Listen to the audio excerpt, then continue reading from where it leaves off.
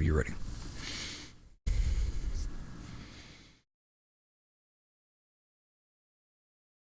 Yo, what's up, everybody, and welcome to another wonderful episode of the ADHD Gamer. I am one of your hosts, Mike McMahon, as always, joined by Mr. Jonathan Franklin. What's up, ADHD gamers? And Mr. Adam Hammonds. How's it going, guys? Guys, this is episode 32 of the ADHD Gamer, your weekly gaming, video game news, and pop culture podcast. Check us out everywhere: YouTube, Facebook, Instagram at ADHD Gamer Podcast. You can also check us out on all podcast service for your audio listening needs. Gentlemen, with that being said, how are you doing this week? Doing pretty good, my friend. Glad to be here. Adam? Doing good. Started clinicals this week, so I'm tired. My feet are hurting. Oh, all that walking around, dude. I feel that. Just standing in one place. I mean, I feel you. That's just as bad, dude. I mean, I work in Tuesday, I spent all morning staring at genitalia. So. Oh, hell yeah. I work in a hospital, bro, and I feel you on walking. I walk about 30,000 a night, a day, if you will, because of just walking around the hospitals. I walk around about 7 hospitals a day. It sucks. I can tell you, my wife introduced me to paraffin wax, and I did waxed my hands last night, and these things are very smooth and very wonderful that I feel like if I needed to possibly jerk off right now, I could with no lubrication because it feels so soft. Also, my feet. I have a question, and this has zero to do with video games or pop culture. Does it have to do with paraffin wax? It has to do with your job. Okay, just remember, hold on, I need you to remember something. We are on stream, and I can't get fired for certain things, so think about this. That's fine. So that's fine. You can get fired. Fuck you. when you collect the bags, is it just the red bags, or do you sort through? So no, I do not have to sort. I'm actually not allowed to touch anything. What my job is as a driver or route manager, as we're called at Stericycle. I work for Stericycle. Everyone. I wasn't calling you out where you work. I'm allowed to state where I work. I'm just not allowed to state certain things that happen. I work at Stericycle. People, we sterilize medical waste. I'm sure everybody knows who if you work at a hospital or anything, you probably have us. So anyway, Adam, what the deal is I go to each hospital, and what I will do is I will go to each room that has a soiled waste room, if you will, and these soil waste rooms have my containers in them, and I will close the containers and pull them out. The only thing I do not touch is that is red bag waste. The only thing I do not touch is sharps containers. That is for our techs that are working the hospitals during the day. We have 2 separate departments. So I work at nighttime because of the traffic in the hospital, obviously. That's what it is. Yeah, I can't get in trouble for that, but I was just saying there's certain things I can't say I will get in trouble for. I know that when after surgery we're cleaning the room, we put the red bags and trash in the same wheelie thing. Oh yes. And I'm assuming they get separated by. They shouldn't. In all technicality, if you're putting that in the same thing, it all has to be treated as medical waste, by law. Because if it's touching medical waste, then it has to be treated as medical waste. That is very weird that they do that way. I will tell you that in the Orlando Health system that I work in, they have 2 separate carts. One of them may be a black cart or a green cart or something. That cart is for regular garbage, and then you will have the red carts, which are big red carts that are on 4 wheels, like a trash cart, and that will have the red bags in it. And it is obviously that's what colored. I always thought it needed to be, but they just make sure you're not getting in trouble with something, man. Because I will tell you something. Working in the medical industry or medical waste industry, as I have, somebody can come find you, and it's in my training that you can't go to jail. You can go to jail for doing something wrong with medical waste. So just be careful. There's a big can there. Oh, you can. You can. Just but people aren't gonna cops are not gonna waste their time doing that. No, but I'm saying if it comes down to something big, yes, you will go to jail. Oh, yeah. You can, yes, it is illegal for you to do that kind of thing, and if the court wanted to press charges on you, they can. There is no ifs, ands, or buts about that. Somebody I has guess to that do some filing there, though. Yes. Like, I in a guess big that way. comes down to what is considered like medical waste versus just contaminated. I mean, like the red bags that were in surgery is just stuff that has come in contact with potential Correct. blood and Yes, whatever, that not that like that grossly that contaminated. all of that is still medical waste. It's still considered Okay. medical waste. It all depends. Like with us, it's mostly like blood spatter and things of that nature, or like bodily fluids inside those little like plastic jug type containers, or like stomach acid things, or stomach fluids, Right. things of that nature. Yeah. I So just yeah. want to give you some props for using the correct word, by the way, What? because not a lot of people use blood splatter with an L, and No, it's it's actually spatter. Spatter. Yeah. Yeah, I just wanted to give you a little props for that because that I've been doing this a long time. not a lot of people fucking know that. 2020 is my 10 years at Stericycle. I've been doing That's this awesome. I've been doing this a long time. Yeah, it's not. Congratulations. Don't congratulate me. I'm not excited about it. You and I've had these conversations before. So. Listen. I will say this, and if thank God nobody from Stericycle listens to this, but I've had some horrible times at Stericycle, like anybody has at any job. I've had some great times at Stericycle, like anybody has at any job. I've complained about this company multiple times when really it was either me or it was my bosses. So it really ain't the company's fault. I will tell you that Stericycle, after the last year or two, has been the best company I've ever worked for. They have taken care of me. They have done things for me that no company has done. So I'm happy now. I'm in a happier state in my work life. Before, I mean, I'm still working 65 hours a week, or maybe less than that. But before that, when I was in my other area, when I was in the plant in Lakeland, it was just a toxic environment that I really didn't want to be in. And I'm not saying anything bad about anybody there. So please, anybody at Stericycle, please realize I'm not saying anything bad about your freaking company. It's just there was some toxic stuff I wanted to get away from, and I can say that. But I'm happy now. But no, I talk shit. I've talked shit about this place multiple times, but they've paid my bills for 10 years, so I really can't complain. And I don't plan on leaving. So yeah, it's a wonderful thing. You might see me one day, Adam, because they might send me out there too. Are you at Lakeland? Yeah. Yeah. I see the truck out there in the morning. Yeah, it's Lakeland's one of our customers, which it's funny, man. And we'll hop back into video games. Welcome to this Medical Waste podcast. But it's let me tell you something. So this is for anybody that listens to us that might want to start a medical waste business. Let me give you a piece of advice. If you have a small, so a lot of these customers will go away from us because we're the most expensive, right? Because we're a multi-billion-dollar industry, or a multi-billion-dollar company. We're the biggest company, so we get a lot more money. These other guys will try to cut Stericycle, and then we'll end up buying them, and then we'll show up the next week and be like, hey, we're here to pick up a medical. Well, I got rid of you guys. I hate to tell you, but we bought that company. So, because that's what happens. I mean, it's just how it goes. So that's a little piece of advice to anybody that thinks they can go start a medical waste company. Stericycle will buy you. So yeah. But you can start a crime scene cleanup company. You sure can, and Stericycle might buy you there as well, because we have a couple of those as well. Actually, I believe we own a very small stock in what's the yellow van? Oh fuck! They're in Armadale. Service Master?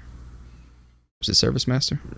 Anyway, you know what I'm talking about. There's a yellow van in Armadale, a company that it's a yellow company. That's all I know, and they clean up after like leaks and stuff like that. I think we own a small stock in them. Anyway, thank you, Adam, for taking me off on a tangent. Let's hop back into video games.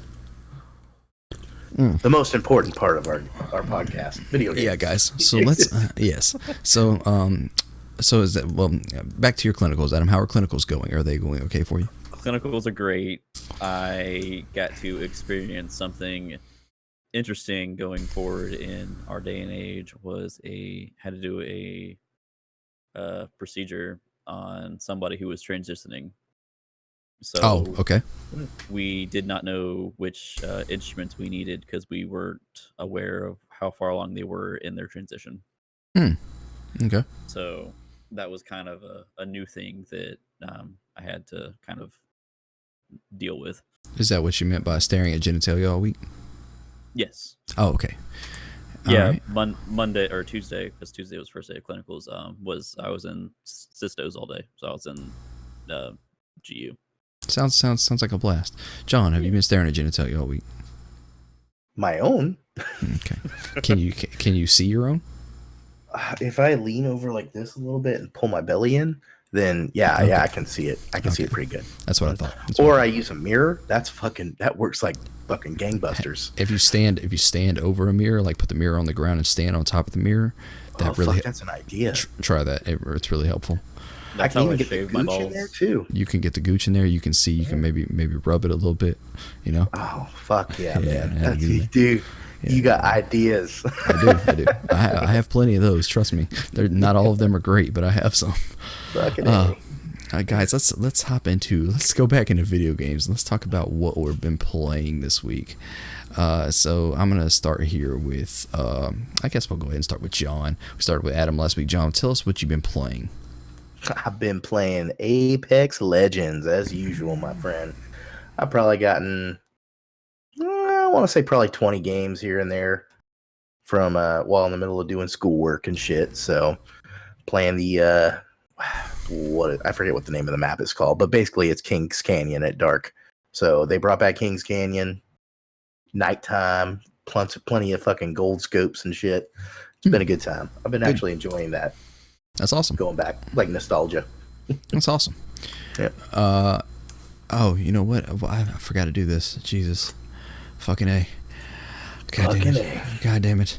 So speaking of Apex Legends, we'll have a story later on about season 4. They announced season 4 this week and they talked a little bit about it. Did you happen to see anything in there that I'm sure a lot of it is good news, because I seen they had a new beefy type character in there. He's supposed to be a melee type character. They had spoke about another character. I don't know if they spoke about it, but I've heard rumors about another character called Revenant. It's supposed to be another if you look up, if you actually here, you can look up, if you go to a Google search and type in Apex Revenant, yes. If you type in Apex Revenant, you'll see a picture of him there. And if you go to the images, this was another one that they said was this was a data mined. They had said that you guys cannot see this at home, but you can't even see it for our video listeners, but or video watchers. But this was one of the legends they had talked about was coming. So I think you might be getting 2 legends in season 4. And this he looks like a Revenant might be another one. Pathfinder. He does a little bit, and supposedly data miners have found that one of his ultimate is going to be called Death Recall. Drop a totem that protects anyone who uses it from death. Instead of getting killed or downed, you will return to the totem with 20 health. Nice. And then there's also some of his, what do they call your abilities? Your ults? No, your ult is your ultimate, but I guess your abilities. He has one called Mark for Death. It's fire a poison dagger, press again to reveal the target's location for up to 60 seconds. The mark is removed if the target heals to full. And then the other one is silence. Throw a device that disables enemy abilities for 10 seconds. So that's what data miners have found. He's gonna have this specific character is gonna have two abilities, or that's 2 abilities for both characters? No, that's for this specific character. I see 2 abilities and an ult is what I see here. I will put this image in. Here I will do this real quick while we are talking about it. So I'm guessing this is pretty exciting to you. It is, because this sounds like a fucking badass character. Yes. It is. It's gonna be pretty fun. I mean, I always tell myself, I really want to hop back in Apex. I really want to do this. I really want to do this. I really want to do this. But the problem is, it's one of those finding time, finding time things and doing that. So sorry for our video listeners. You're gonna see something on the screen here. So putting this up for you here, John, on the screen. That's what it is right there. So there's. Oh, sorry. There you go. Passive ability is. That's what we're looking at there. All right, so fire, poison, dagger. Maybe they're both active abilities, because it should be a passive ability, an active ability, and then an ult. Yep. Yeah. So. So that's what we. Device that disables. Yeah, so I mean, this dude looks cool as shit. Usually these data miners are fucking accurate about it. Yeah. So I mean, they were accurate about who's the dude with the tink legs, Octane and all of them actually. Yeah, all of them. Yeah. So all the legends have been released or data mined before it came out, and it's been accurate. So this actually guy looks cool as shit. And I mean, this information right here, actually, the Revenant information actually may be true. I don't know. I just seen a bunch of data miner stuff, so this might be data mined. It actually might be true. They might be announced. I didn't check. All right. So, John, are you finished up here? Yeah, I'm good, man. That's all I had doing. Adam, so what have you been playing, my friend? I have been playing Dragon Ball Kakarot. Woo woo. Sorry. Yep. That shit has been great. Money's been a little tight since I've been, out of a job and in school and all that. So I took some of my old stuff to GameStop and, traded it in for next to nothing, but was able to get this game and I have thoroughly enjoyed it. Before I got on the show, I saved just to get my time I've been playing for 11 hours and I just got past the Saiyan Saga. So I've been loving this from the viewpoint of a Dragon Ball Z fan and from an RPG standpoint. It's great. I love it, and I'm going to have a good probably 40-50 hour playthrough this game. Awesome. From what I've heard, there can actually be longer than that. Yeah. Some from what some of the devs said, it looked like that you can stay up in there, so you can stay in there somewhere around 100 hours. Like there's a lot to do. At times there's overwhelming. Right now I'm in the intermission between the Saiyan Saga and the Frieza Saga, and it's just I have the whole world open to me that I can go around and do stuff in. Awesome. And it looks like they're expanding on some of the things that the anime didn't. So I just did a side quest where I went and found Launch. So they could potentially just start telling, a couple extra stories here and there. So right, really enjoying it. Awesome. Mix it up a little bit. I like it. Yeah. So last week after me and Adam got off of after all of us got offline and we were doing a little bit of stuff in the, I guess, after show, if you call it, whatever you want to call what we were doing there. After y'all got off, I had decided to purchase Need for Speed Heat. I did this because I have a problem with wanting to play too many games and not having the time, and since having a child, it's been kind of rough trying to find time, and so I needed something that is more of a palate cleanser, if you will, and Need for Speed Heat has been perfect at that. This is the perfect palate cleanser game for me. Not for everyone, I understand, and I can see why a lot of people don't like it. I can once again, Adam said it last week perfectly. If this is not for you, if it's not your type of game, you will not like it. It is one of those things to where if you like Need for Speed, if you like racing games, if you like those types, if you like Forza, if you like those Forza Horizon, if you like those types of things, this is for you, and you will enjoy it. You can already tell there's better things in this than Payback. I believe Payback was the last one. Payback was the one they fucked up last time with the loot boxes.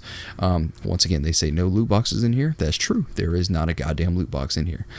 There's no pay-to-win stuff. There's none of that.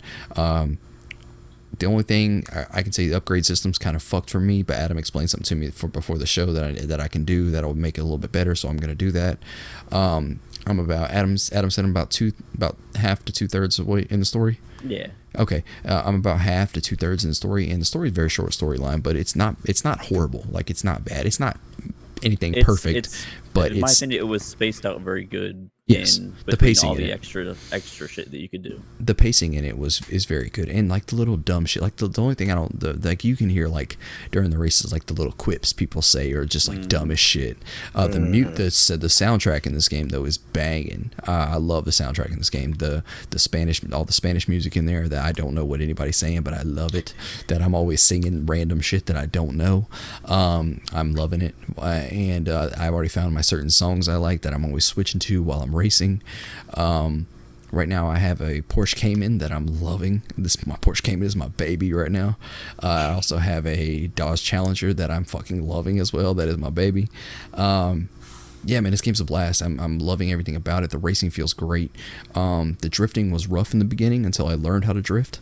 That I will tell you, until you learn how to drift, yes, you will suck at drifting, and yes, you will hate yourself for it. But once you learn, it is a wonderful thing.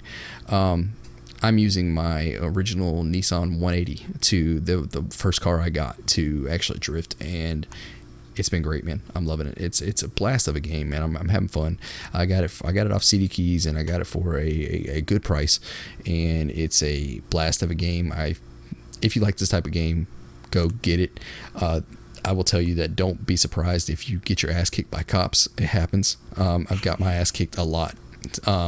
Escaping from the motherfuckers was rough until I got some speed, and then now I'm starting to get away. But that's even. They're pretty fast. So, question: yeah. Have you found the live tuning option yet? The live tuning option is in the D-pad in the right. Correct. I have seen it, yes, but I did not really know what to do with it. Right. So that doesn't do a whole lot, but what you can do is turn on and off traction control and how you drift. Seen that. So once I found that, I switched my drifting to braking instead of just double tapping the gas, and for me that changed the whole fucking aspect of drifting, and I loved it. One thing I learned, and you mean by braking like pulling the handbrake, right? So like mine is X. So you mean by okay. So I changed mine over to braking, and I can still double tap the gas to drift. You still can. You can still do that. Yes, but for me, the finesse of tapping the X was so much better, so much in easier. My opinion. Yes, I loved it, and I would be 100 points less than the recommended level, and still killing it. Beat it. Yeah, that's what I'm doing now. Drifting was great once you learn how to do it. My 180 is only at a 196 rating right now, and I'm killing 240 and 250 just challenges, because it's once you learn how to drift, it's cake, man. It's easy, especially if you can get the parts in there and you can get everything you need. It's super easy, man. So that's wonderful, guys. Critics put this game down pretty bad, and to be honest, I think for me, I'm always a person that will tell you, if just because I myself, I can be a critic, I guess, if you will. If I tell you a game's bad because I don't like it, doesn't mean you're not going to like it. I love the game. People may not like it. I love it. Just like people say that Kakarot is actually a horrible game. I've heard multiple people talk about how bad it is, and Adam's having fun with it. So enjoy the games that you want to have fun with. Also, I started a game that I haven't never started before. I started a little bit of Super Mario Odyssey this week.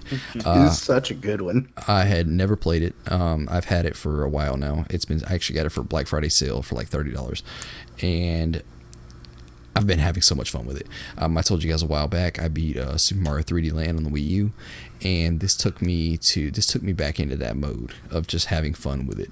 I'm having so much fun. I'm wanting to find all the moons. I'm wanting to find all that good stuff, and I'm loving every single. There's 880 fucking moons in this game, so trying to find all those is gonna be rough. But my completion itself is gonna be trying to do that. So, gentlemen, that's really gonna take us out of what we're playing. I want to head into, before we head into the news segment, I want to head into a new segment I call Topless.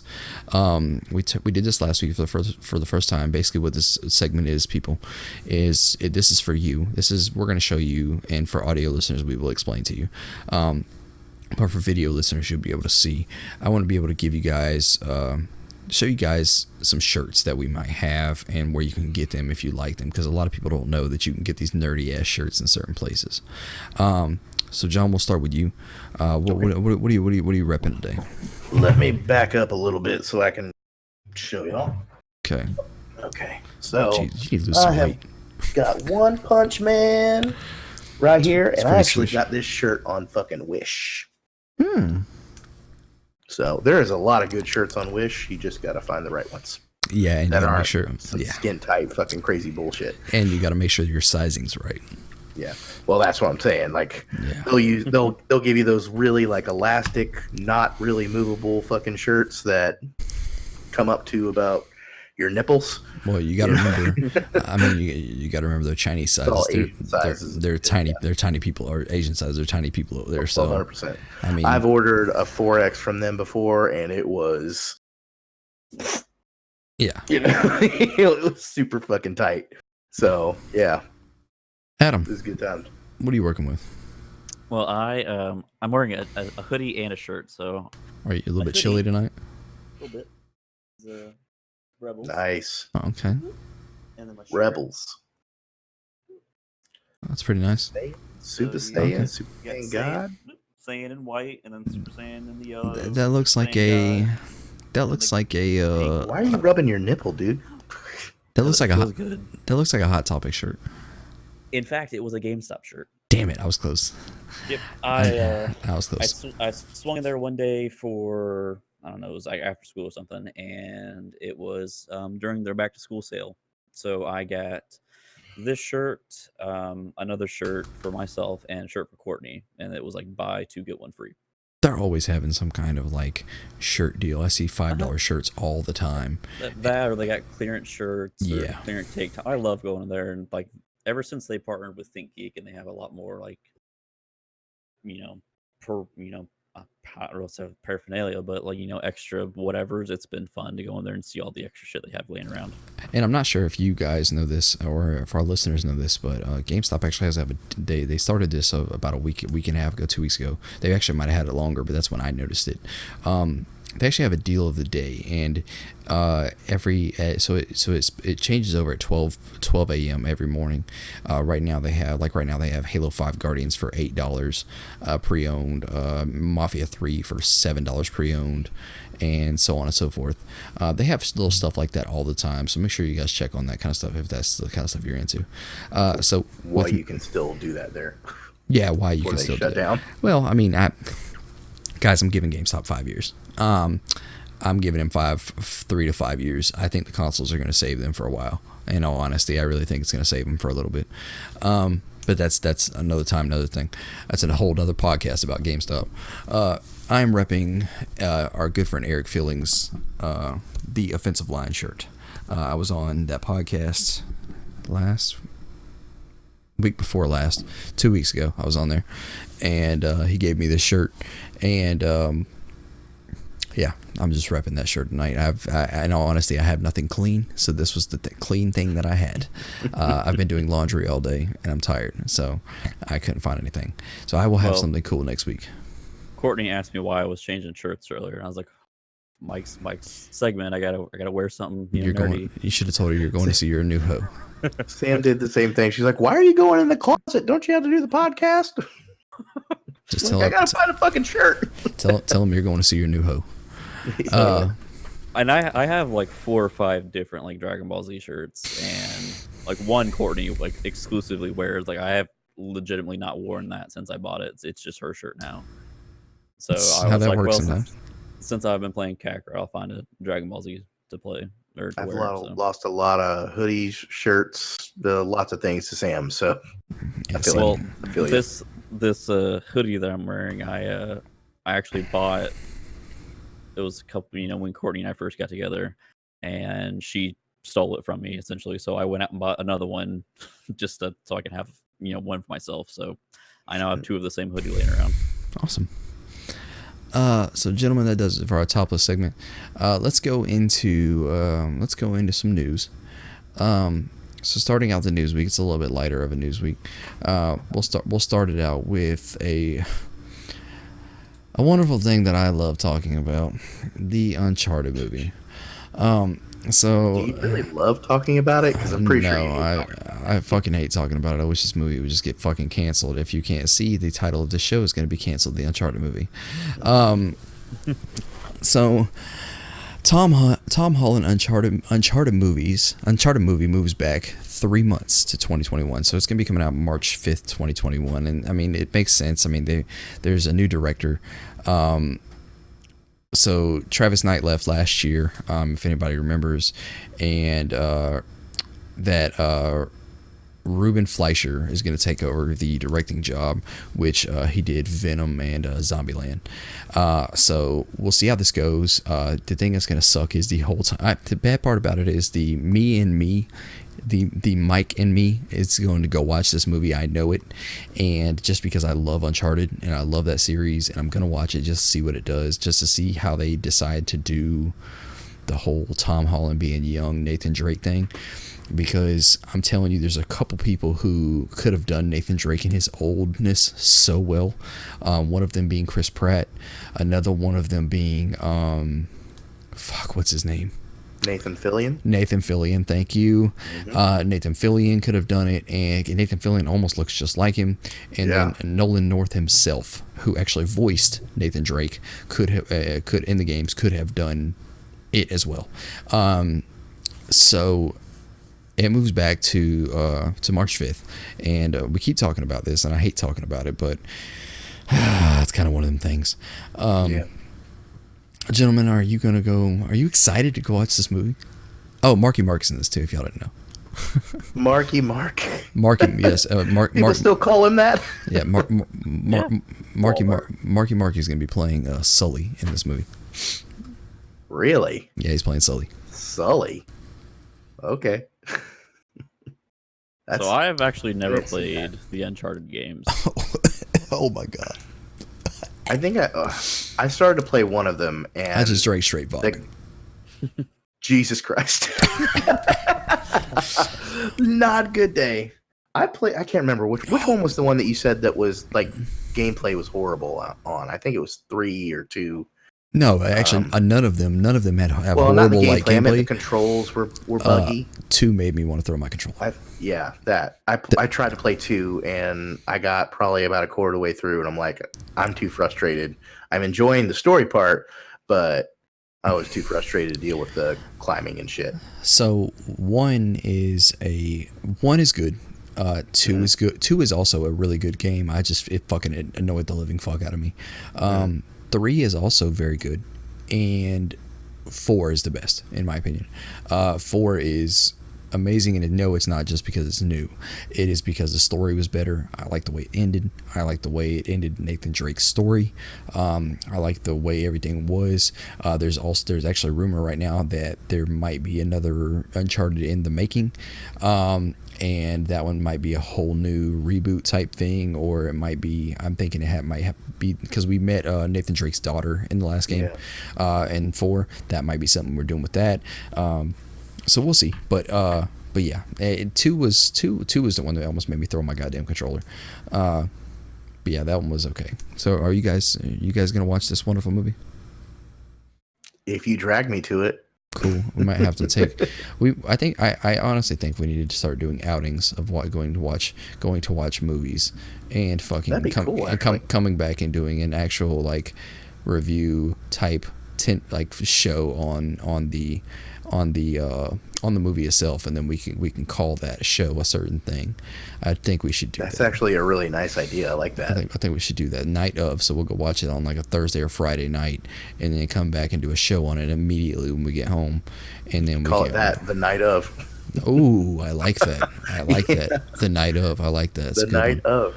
Dude, I like that. We got ideas for fucking days, I like that. So we should do that. All right, guys. Our next story. Adam, I apologize. Go ahead. I seen you. No, I'm not. I'm gonna save my pennies and go see the James Bond movie a month later. But Adam, we just came up with an idea, and if you want to be in this, you have to do this with us. Like I said, I'll save my pennies. Hint, my pennies. I'm sure we can probably pirate it somehow. I mean, oh my god, I didn't say that out loud. I am not going to pay for you to go watch this movie. I really don't want to pay for myself to go watch this movie. I'll tell you what. How about we do this? I'll make you a deal. Drive in. I'd be okay with this. That's an idea. Deal. Okay. That's a deal. And if you want to, if you don't have the money, I will hide you in my trunk. Won't be the first time. Pay per person though. You could pay per car, right? No. They don't do it anymore at Silver Moon. You can only do it, and they went up in price. They're like $5 or $6 now, but I'm still willing to pay that for 2 movies. So fuck it, shove Adam in the damn trunk. It's fine. that's what I'm saying. We'll put him in the trunk. Man, we used to put people on our floorboards when they started charging. So when they stopped charging by the car, they would start charging by a single person. We used to put people on the floorboards, and nobody would see what was going on. Yeah. They don't give a fuck. No. Either. All right, guys. So next story. This is one that I actually have a bone to pick with you two gentlemen about. And also a bone to pick with the rest of the gaming community, including all of our people that follow us on Facebook and possibly, which I'm sure might be some of you listeners. If not, I want to point out the fact that our Facebook has a lot of memes on Facebook, and they get shared and they get liked and all this good stuff. This wonderful story here, this beautiful story that actually, I swear to God, made me cry when I watched the video of it. I shared this and it got nothing. And I know people looked at it, and I just want to talk to people about this because this is something that we've been talking about for a while. So I didn't want to put this video, or I didn't want to put any images up in this because I didn't want to do this without asking the people first.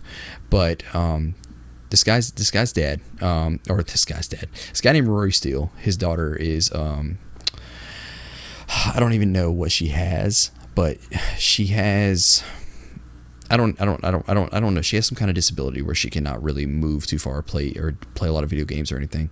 If you guys go look at this is actually the videos on our Facebook, on ADHD Gamer Podcast on Facebook. So the storyline of this comes from IGN. It's from Chris Priestman at IGN.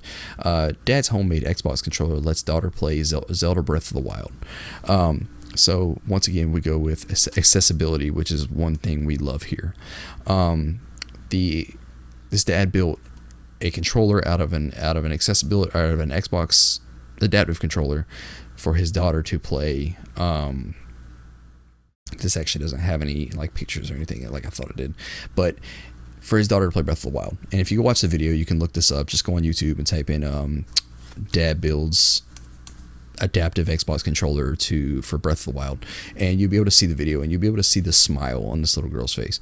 The smile on this girl's face is so awesome while she's playing. And watching that, I have 3 daughters of my own, and it hit me in a place that I never thought it would. And yeah, man, if you, I don't want to talk long on this, but I mean, you guys can go look on this if you want. I just want to bring this up because this is awesome. I mean, these are some of the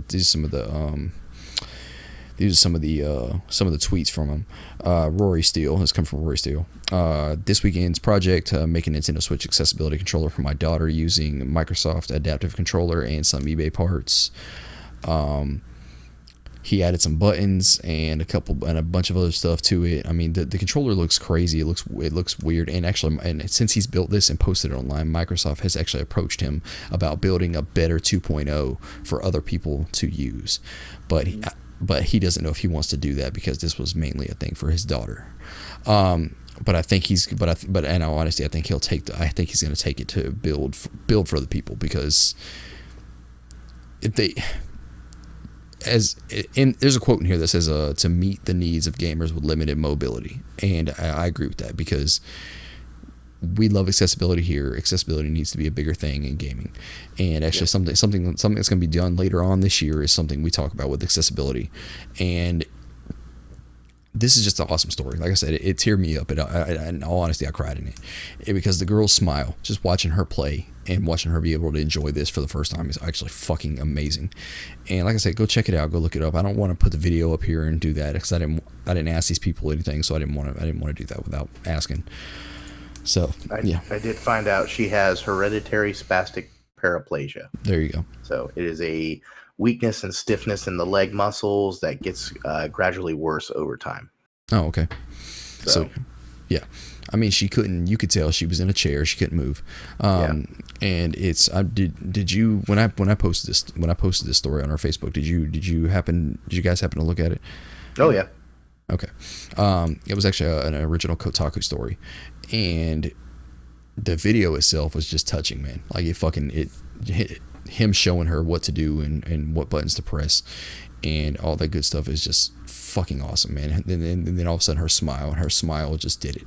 Like, I don't know what it was, and I lost it. Like, I think it's freaking amazing, the technology that we're going in. I've said this for multiple weeks now, and probably actually since it came out, and I will continue to say this. And don't, please, you guys and nobody else take this to offense. Fuck anybody who doesn't agree. The Microsoft Adaptive Controller is is probably the most important piece of tech that has came out in this generation of gaming. It's something that was needed, especially for people that, I mean, you see, I forget his name, but you always see the guy at E3 that they always use to, I think he has cerebral palsy, and you always see him, they always use him for the marketing for that controller. And these people are so, I say these people with disabilities are so happy, that they get to do this type of stuff. I mean, you see stories about this kind of stuff all the time, and it's so awesome that Microsoft did this. And you can use it, being able to use it with a Switch, dude, that's fucking amazing. Like, you can use an adaptive controller with a PS4. Like, being able to do that type of shit is so cool, man. Just in my own opinion, it's so fucking awesome. So I ain't gonna talk long on it. Necessary, man. Yeah, I was talking to Corey about this, earlier. For me, music's a big part of my life. I'm always listening to music, and it, certain songs will just, trigger an emotional response. How about in me? Dream Daddy? I mean, Dream Daddy is just. I have all 3 of their albums like downloaded, and it's just great. But for me, that's what does it for me is music. For you, you love video games, and they speak to you, and we've had this conversation multiple times, Mike, about how important video games are for you. Yeah. So I mean, one of the things, I told you guys, and I'll let you get back. I'm sorry for interrupting you. I mean, one of the things that we talked about, I told you guys why I wanted to do, we talked about why we wanted to do what we're going to announce later on in the year. And it was because I want to show this older generation of people that think that video games are just, hey, sit in front of this fucking screen and play for no fucking reason. I want to show them that all video games are not like that. All video games are not bad. And, most of the older generation, like my grandparents or like other people's grandparents, might believe that, video games are just something like, hey, get the fuck out of my face and go play this game, and that's, some parents are like that. I'm not going to lie. And they make it a bad role for people. But I want people to understand that video games do great things for people. Like, this story here is an awesome thing for somebody. This is an awesome thing a dad decided to do for his daughter. And the game's been out, 3 years now? And he had said before that she had watched him play this game and she always wanted to play, and now he was able to build this controller for her. Like, that's so fucking cool, dude. I loved it. And I'm telling you, dude, if you watch the video and you see the smile on her face, it will fucking change your whole goddamn day. And realize that you probably don't need to be upset about anything you have, because this is fucking awesome. Like, it's fucking great. I hate how they think that video games are like an isolation kind of thing, when in fact, like with my stepsons, that's what brings us together in a lot of places. They love coming to me. They look at me like I'm an old hero playing, pioneering fucking video games. You know what I mean? They come to me and they ask me questions about, have you ever played this game? Can we play together? Fuck yeah, let's play together. My oldest is sitting there wanting to play Portal 2 with me, and we'll play some fucking Portal 2. There is a community to it, and it doesn't mean it has to be isolation. I don't know if I could play a puzzle kid with any of my nephews. Play a what? Like a puzzle game. It wouldn't be. It's not. Keep in mind, my stepson's a fucking genius, so there is that. Yeah, and John does have smart kids. Like with me, you think about it, like stuff like I do, like with my oldest, with my. What was that? That was a fucking dumbass out here on 547. But we also have a that made me lose my train of thought. So I told you I bought my daughter a Switch Lite, and me and her have been playing Pokemon together, and teaching her how to play Pokemon. And I posted a story I posted a post on Facebook a while back about watching her beat her first gym by herself without needing me, and like, it was like she beat Brock by herself. Easy ass gym, anybody could do it. But her doing that as an 8-year-old, her first time by herself, reminded me of when I did that by myself and I didn't have any help.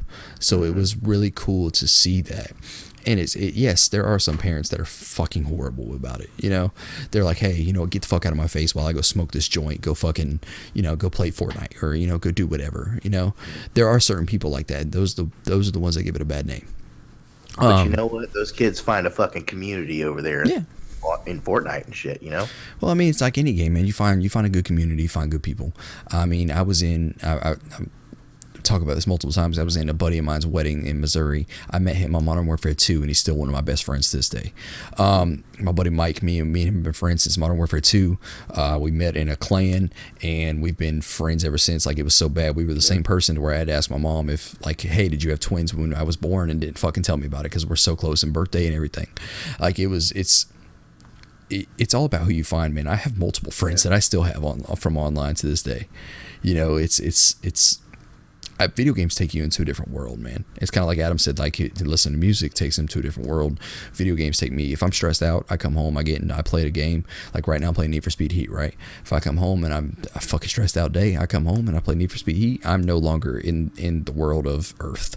I am now in the world of Palm Bay and playing I am in that racing world. I am in there. You know, I did that with God of War. I did that with everything. And it's so fucking, I think that's what got me through, Fire Emblem Three Houses so much, man. I loved being there. I loved being there for my kids, my students in the game.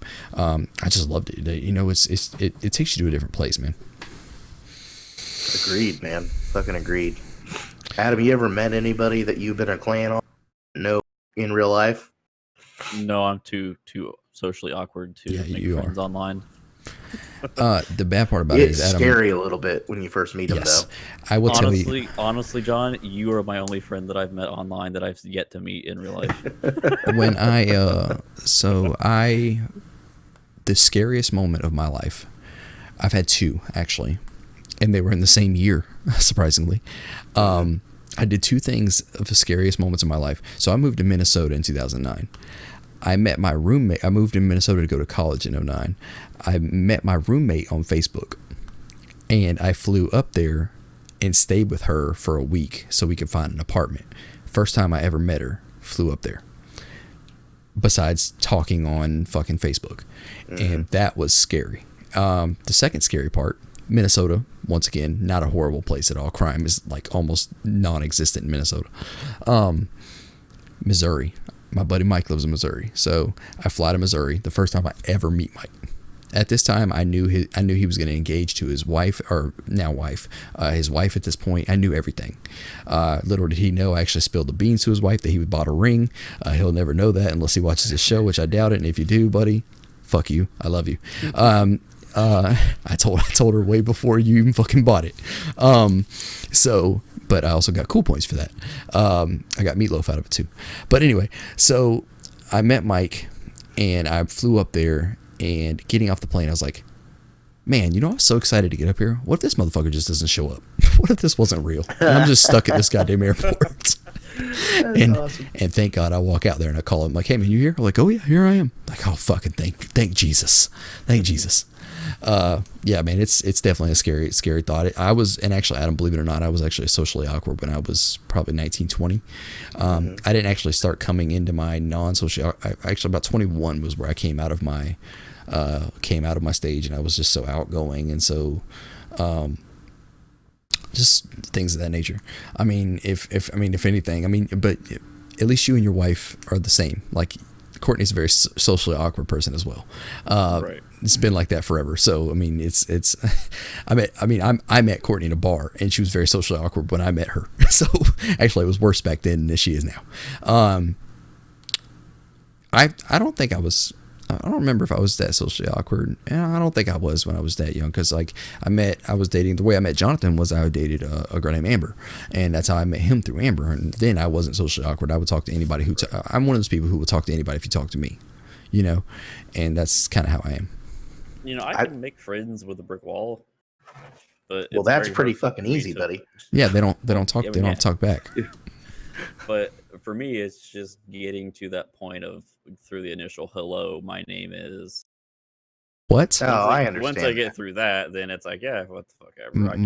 That social awkwardness is surfacing with me a little bit, just because I don't know how to go up to talk to deaf people and go, hey, nice to meet you, motherfucker, you know, especially in a different language. When I met Mike, I was piece of advice, a lot better. Piece of advice: don't call somebody a motherfucker when you're just meeting them. Don't do that. No, just piece of advice. Hey, what's up, motherfucker? Yeah, piece of advice. That's how you do it. Well, I mean, they can't hear you, so you can call them motherfucker all you want. Adam, that is very... Sign for motherfucker right there. Yeah. What's up, motherfucker? When I first met Mike, though, like, I was a lot more confident then, but before, like, that's because the cop bullshit instilled that shit into me. You were a douchebag. It taught me to be a fucking douchebag, You basically. You were. Oh, yeah, 100%. You were a douchebag. I mean, but that's a facade. You were a douchebag, too, though. I was. So, I was. There's no big deal. I used to walk around that house with my shirt off a lot, and I was badass. I loved it. You were a badass. If anything, fuck this toaster up. Like, bitch, what you looking at? I protected your child. Okay, if any of those guys would have fucked with your child or your ex-wife, I would have done something while I was in there. Anyway, I was less socially awkward when I smoked a lot, because as a smoker, like, you just band with other smokers, so you just start smoking, and people would just come up and start talking to you. Been there, yep. So it's like, hey, you gotta, can I bum a smoke off you? Can I bum a light? And then it's just you talk about whatever for 2 to 5 minutes, and then you go about your separate ways. Adam, have you ever done meth? I have not. Okay, well, don't do it because you'll talk about toasters a lot with people. No, I'm just kidding. These people don't want to hear about us talk about this shit. Let's move on. So, next story. Anyway, last thing I'm going to say about that story. If you want to go find that part of that story we're talking about, you can find it on YouTube. You can find it on probably any other video game website, IGN, anything. There's a video. You can probably search Dad builds adaptive Xbox controller for daughter, and I'm sure you'll find it. It's a wonderful story. Go check it out, and I'm telling you, the daughter's smile will fucking kill your fucking heart. I literally typed in Ryan Ava controller, and it popped up. Ryan Ava controller. Where are you getting Ryan from? His name's Ryan. Oh, okay. Yeah. It's pretty awesome. Yeah, check that story out, guys. Mm-hmm. So moving on. This next story is you're going to see a couple pictures up, guys. These are two pictures from a patent. This is a Nintendo Switch patent reveals a touch pen attachment for Joy-Cons. This comes from Chris Priestman at IGN. That's 2 stories for Chris. Good job, buddy. So this is something that's probably needed to be done for a long time. They should have done this for Mario Maker. They should have done this before Mario Maker came out, to be completely honest. It makes sense that this needed to be done. If this does come out, it looks like this was filed on June 4th, 2019, is from what the article says, and it was published January 16th, 2020. So it looks like it was done before. Adam, give me a release date on Mario Maker 2.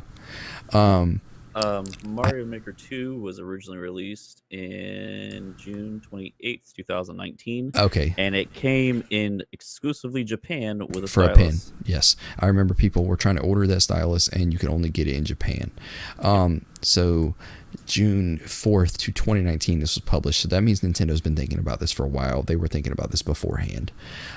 This makes sense. I mean, it's not a big story. It just makes sense. It's something that should have been done. I'm just curious if it's going to come all the way out.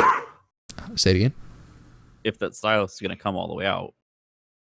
Like, actually, like, pull out like a stylus and, like, you can... I don't think so. It looks like it's attached to the... It's attached to the Joy-Con rail. So it's or not the rail, but the the piece you pull off for the triggers. It looks like that's where it's attached to. I mean, it's a cool thing. I mean, it's a cool thing that it's pretty awesome. It's just but like you're about 7 months too late at this point. When you use the Joy-Cons detached, do you put those little things on it, or you just use it without? Oh, I use it without sometimes. I usually use it inside of a controller. I usually use the Joy-Con grip or whatever. But I mean, if this had a stylus on it for stuff like Mario Maker, this would come in use. This would come in handy. Well, I'm sure they'll probably come out with like some sort of drawing game or something like that, or creator or something like that. Yeah, that's what it looks like it's for. Whatever brain game is supposed to be coming out soon. Yeah, that's coming out in Europe only, I believe. Mm-hmm. Really comicbook.com. Y'all do the same thing. Comicbook.com does the same thing as GameSpot. They automatically play trailers. Sorry, bastards. Dr. Kawashima's brain training. There you go. That one's coming out in Europe only. So we'll see. You gentlemen got anything to say about that before we move on? Yeah. Okay. If I could find a use for it.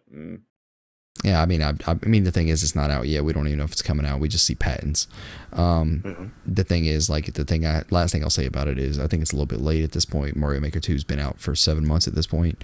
You know, if you wanted something like that out, that should have been out like a month after, or with launch, if so. Yeah. So moving on to the next story. This next story is the storyline says, or the headline says, PS4 exclusive reportedly getting a sequel on PS5 and Xbox Series X. So this comes to us from Tyler Fisher over at comicbook.com.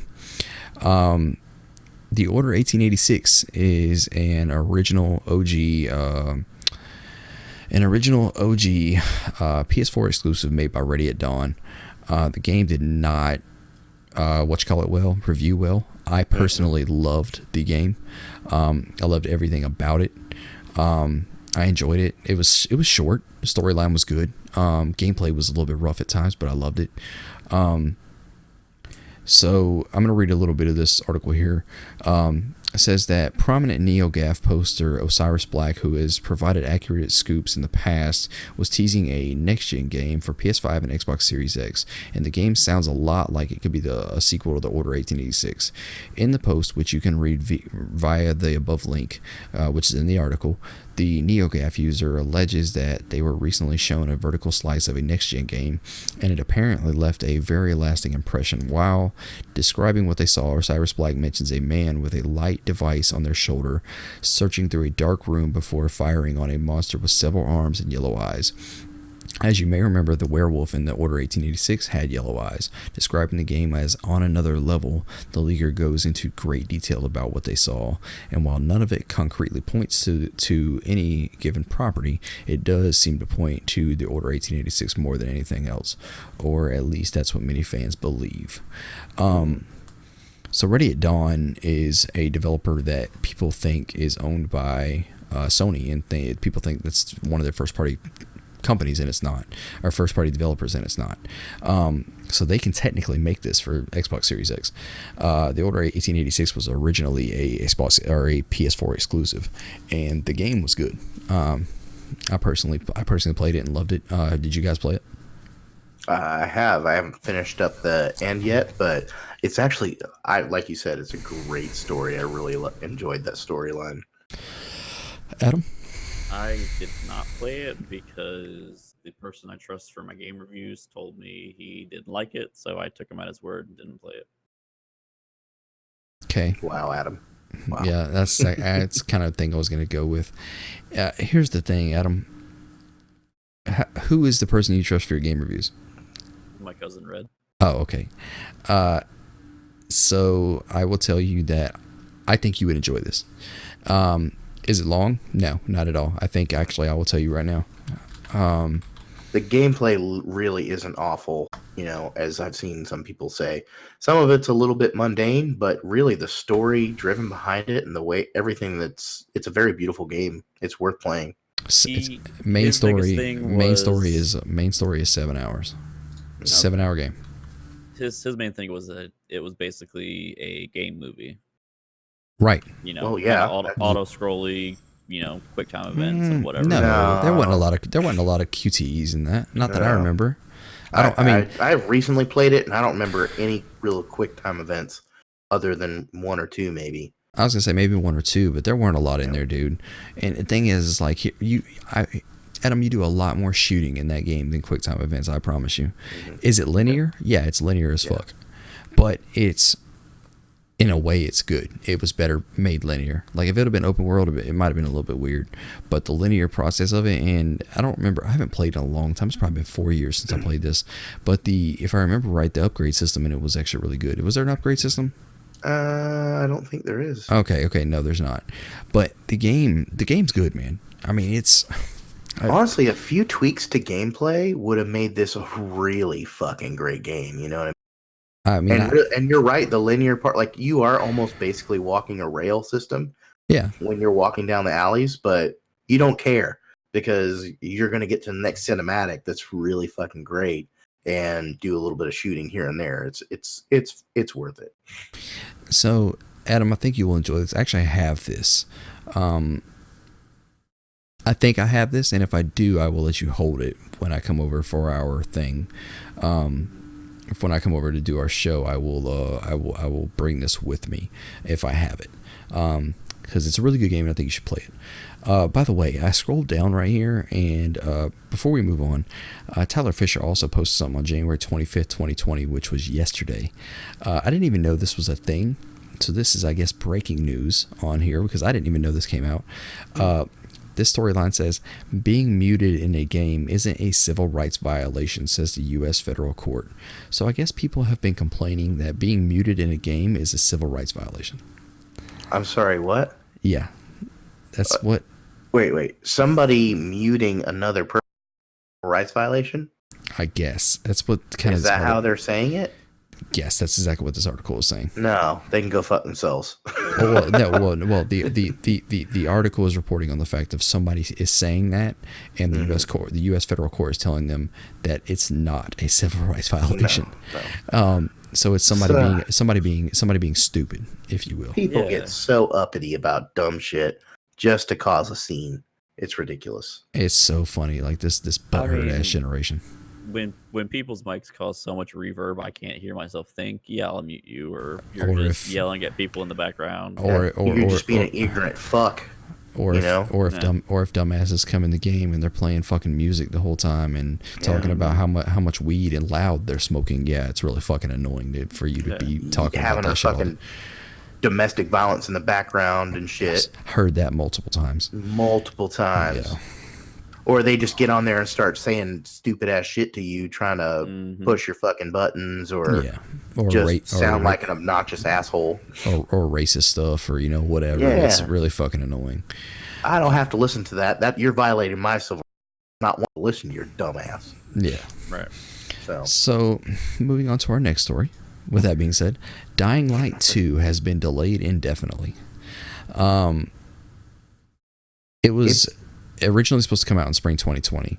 This story comes to us from Semet Sarkar over at Polygon. Sorry if I said your name wrong, dude. So let me read the quote, John, and I'll let you say what you were going to say. Okay. The quote is, we were initially aiming for a spring 2020 release with Dying Light 2, but unfortunately we need more development time to fulfill our vision. That was a quote said by Techland CEO Paul Marchuka.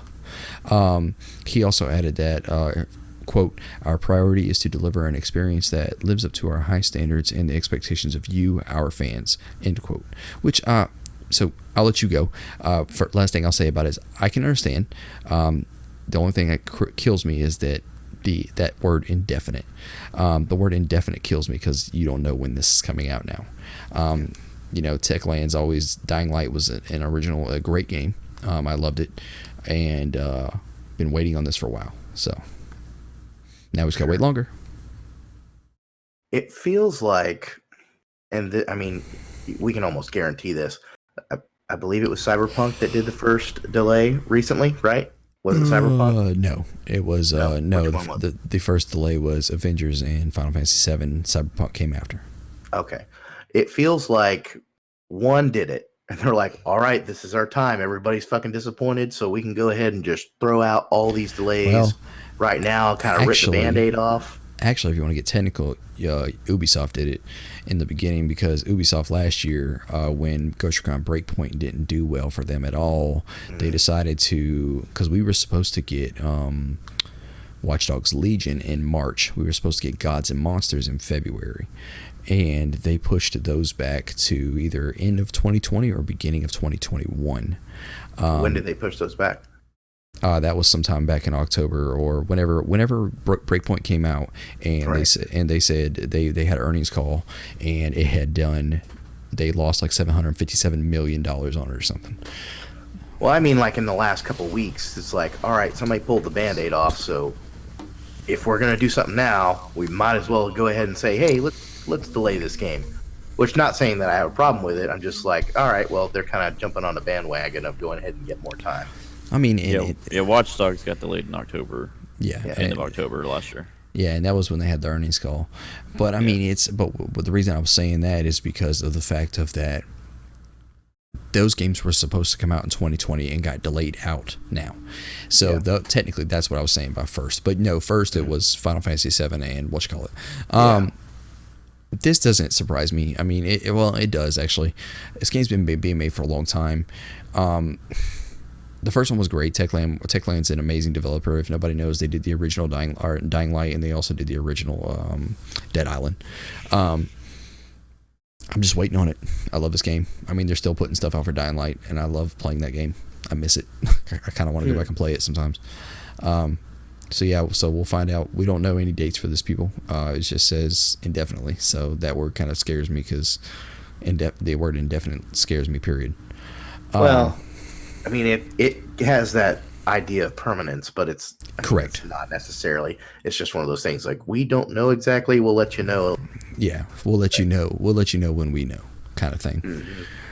So, Adam, you got anything to say? I love Dying Light. Like, that was such a great game that I don't know how I stumbled upon it. I think it was just one of those. I was in GameStop one day and it was, pre-owned. And I picked it up, but like that was such a great game, and I would play a second one if it got released. But it'll definitely be released. It's just going to be one of those things where it's like it's going to be a while. Yeah. It all kind of comes back for me for the next couple months, until I get out of, school and start working. I can't really think about whatever games and see, the thing is, like, these delays I actually like, and the reason I do like these delays is because it gives me more time to play other things that I wanted to play. So, because I'm all about somebody delaying their game if it's going to make it better. So, I mean, do your thing. If you're going to delay your game and make it better, that's cool. Also, guys, so next story, moving on from there, Ninja Theory had a little small direct of their own, if you will, Nintendo Direct, if you will, for their own. If everybody knows, Ninja Theory is a studio that made Hellblade: Senua's Sacrifice, and they also made DMC Devil May Cry. They're also making Hellblade 2 right now. So the other day they had a little small thing. This was on January 22nd. This story comes to us from Xbox Wire, actually it comes to us from the Xbox, from actually the actual Xbox website. And it's by Dom Matthews, which is commercial director at Ninja Theory. They teased and announced Project Mara for our video listeners. You're gonna see. For video watchers, you won't see any audio, you won't hear any audio, but you'll see it. So that looks real as shit, don't it? Damn. Yeah. Fuck. So just letting you guys know, that is in game. That is not in real life. That is in game.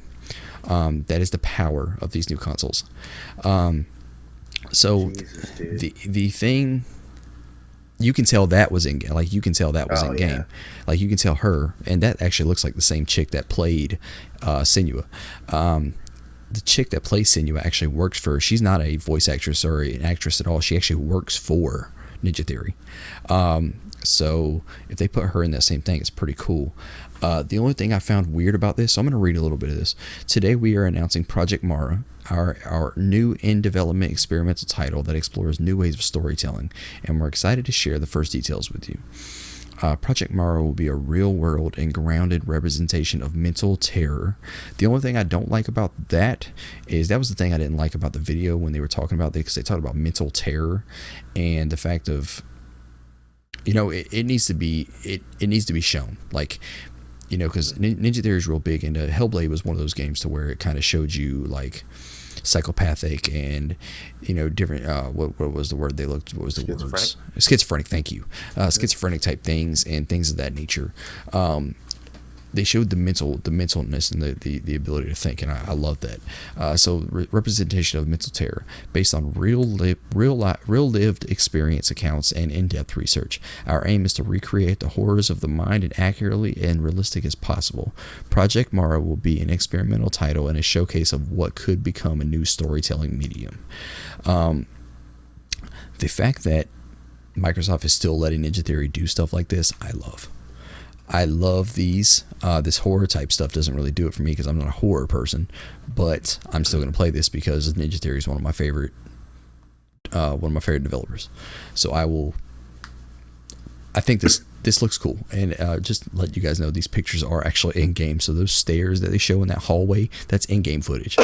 So that's really crazy that is. That because that shit looks real, you know. Yeah, that's. It seems like it's all. These are just schizophrenic hallucinations from the little text there that she's having, which is, I mean, that's really kind of fucking cool. I mean, I love that they do the psychological stuff in here. Well, somebody needs to, you know. It's kind of Absolutely. one of those. It's kind of one of those things. It's real where, life. Yeah, we go back to accessibility. It's real life stuff that none of us, the three of us, could probably not tell you what it's about. None of us are schizophrenic, so we're not going to know that. But this may show us like, oh shit, this is what happens in somebody's mind. It's fucking crazy.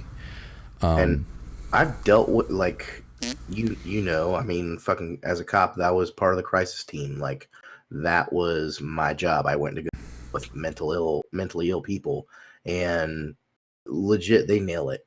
They fucking nail it with mannerisms and all, even Senua's Sacrifice, like all those little thoughts and things. Like, I can tell you, I've heard people talk similarly, you know, to what they're doing, or act similarly to what they've done. They do their research, and that is so freaking awesome. Well, I mean, they also announced, they didn't announce it, but they talked more about a thing called Project Insight, to where Ninja Theory and one of the big mental health type divisions of some company is getting into. They're starting Project Insight, which is going to.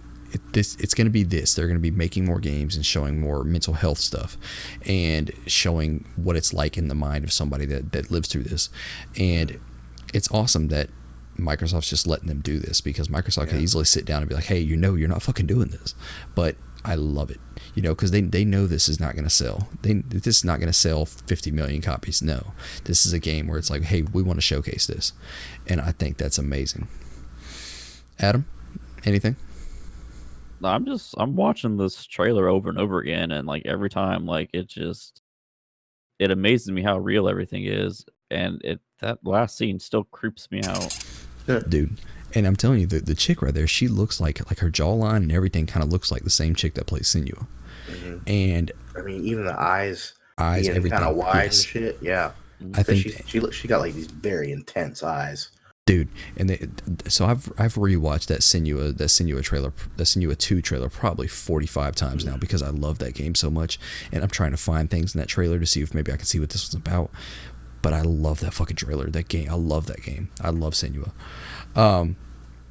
Yes, that's gonna be pretty cool, gentlemen. So we'll be able to see that. You guys got anything else to say about it? No. All right. I'm interested in it, but I agree. I definitely have to watch some cartoons after playing it. Correct. Or we do a we can't call it a let's play. I think we do it. Let's shit in our pants. Let's shit in our pants while playing. Yes, but no, we do a stream where somebody plays it and we just sit there and fucking eat popcorn and chill. In our draws. In our draws together. In our draws together. Three men. It's okay for three men to be in your draws together. No harm done. It's okay. All right, guys. Moving on. This next story comes to us from IGN, from Matt Purslow. Alleged Xbox Series X console photos leak online. So what this is you can tell this is not a dev kit. This is a prototype. Even if you scroll in, if you zoom in on the photos, this actually is, you can see this actually is a prototype. Somebody fucked up. The reason somebody fucked up is because there's a serial number on this back here, and Xbox knows exactly where that serial number went to. So somebody fucked up and didn't put what I chalk this down to is somebody's dad works at Xbox and has a console at home, and their kid decided to post this online to get a couple likes, and they probably just got their dad in massive trouble. So with this, we can see the ports that are on the back. I believe you see two USB-A, is it? You see, two USB-A, you got Ethernet, you got an HDMI port, and I'm thinking that's an HDMI 2.0 port. I hope it is, because that makes sense. I can't wait. So I definitely think this is what this is going to be. So we know this is the prototype. This is pretty much what it's going to look like. There's an HDMI out. no HDMI in. It's got an Ethernet port, optical port, and 2 USB-A ports. It's gonna be great. Does it have a unique port there too that we don't know what it is? No, that They said that was just for like diagnostic and I think that testing purposes. That super long port right there above the Ethernet port is actually for like diagnostics and stuff. And then the port on the hole on the back on the top of the console there, on the top back of the console, which when they turn this back over, you'll be able to see it. Oh man. On the top up there is actually just so you can open the box. That probably won't even be there on day one when we get it. So, well, I mean, if you look at it, like around the HDMI port, there's a couple little like scuffs and scratches, and like you can see in one of the exhaust vents, there's like some hair. So this has clearly been out for a while now. Yeah, and I think, like you said, it was just somebody's dad, brother, uncle had it, and they were like, "Yo, let me get some." Well, see, the thing is, like, I don't think it's been out for a while. Like, Phil Spencer posted a while back on Twitter. Hold on one second. I'll tell you right now. Phil Spencer was the first one to have one inside his house. Hold on one second. I'll tell you right now. He had one. He had one inside it. I'm trying to look at the date on that. He had that inside his house. Hold on one second. Keep talking. While I find this. I've seen a few people posting pictures like of this online with taglines saying for sale $12,000 or whatever, like legitimate, like posted to Facebook Marketplace and shit. But it says with a caveat, photos. So they can actually sell shit. Yeah, that's fucking crazy that they actually allow people to do dumb shit like that. All right, so I can't find it, but Adam, I think that was back in December when he posted that, and he posted that he had one at home finally. So it was either in late November or early December. So really, comic book, really. So with that being said, it's exciting, and it's coming down to the wire. I can't wait. Gentlemen, you got anything else to say about these Xbox photos here? Nope. These are pretty fucking cool, though. I know, it's cool to see. I'm actually pretty excited. I mean, it's basically a computer. I mean, it's basically a fucking tower. You're right. And I mean, you can lay it on its side. From what they said, you can stand it up and you can lay it on its side. Mine will be standing up.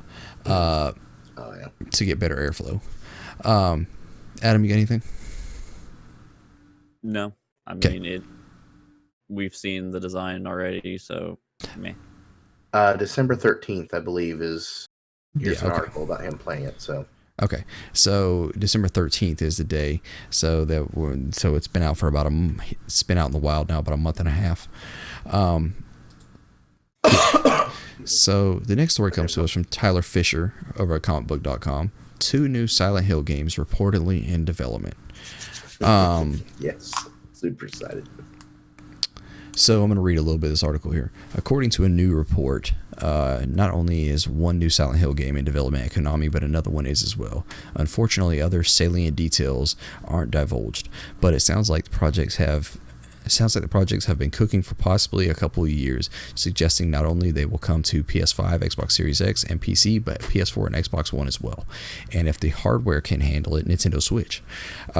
The report comes away from Aesthetic Gamer, a reputable leaker who has reliably reported on scoops in the past. Talking to Twitter, they noted that roughly 2 years ago, Konami reached out to various developers about pitching for a new Silent Hill game. And from here, 2 got picked up.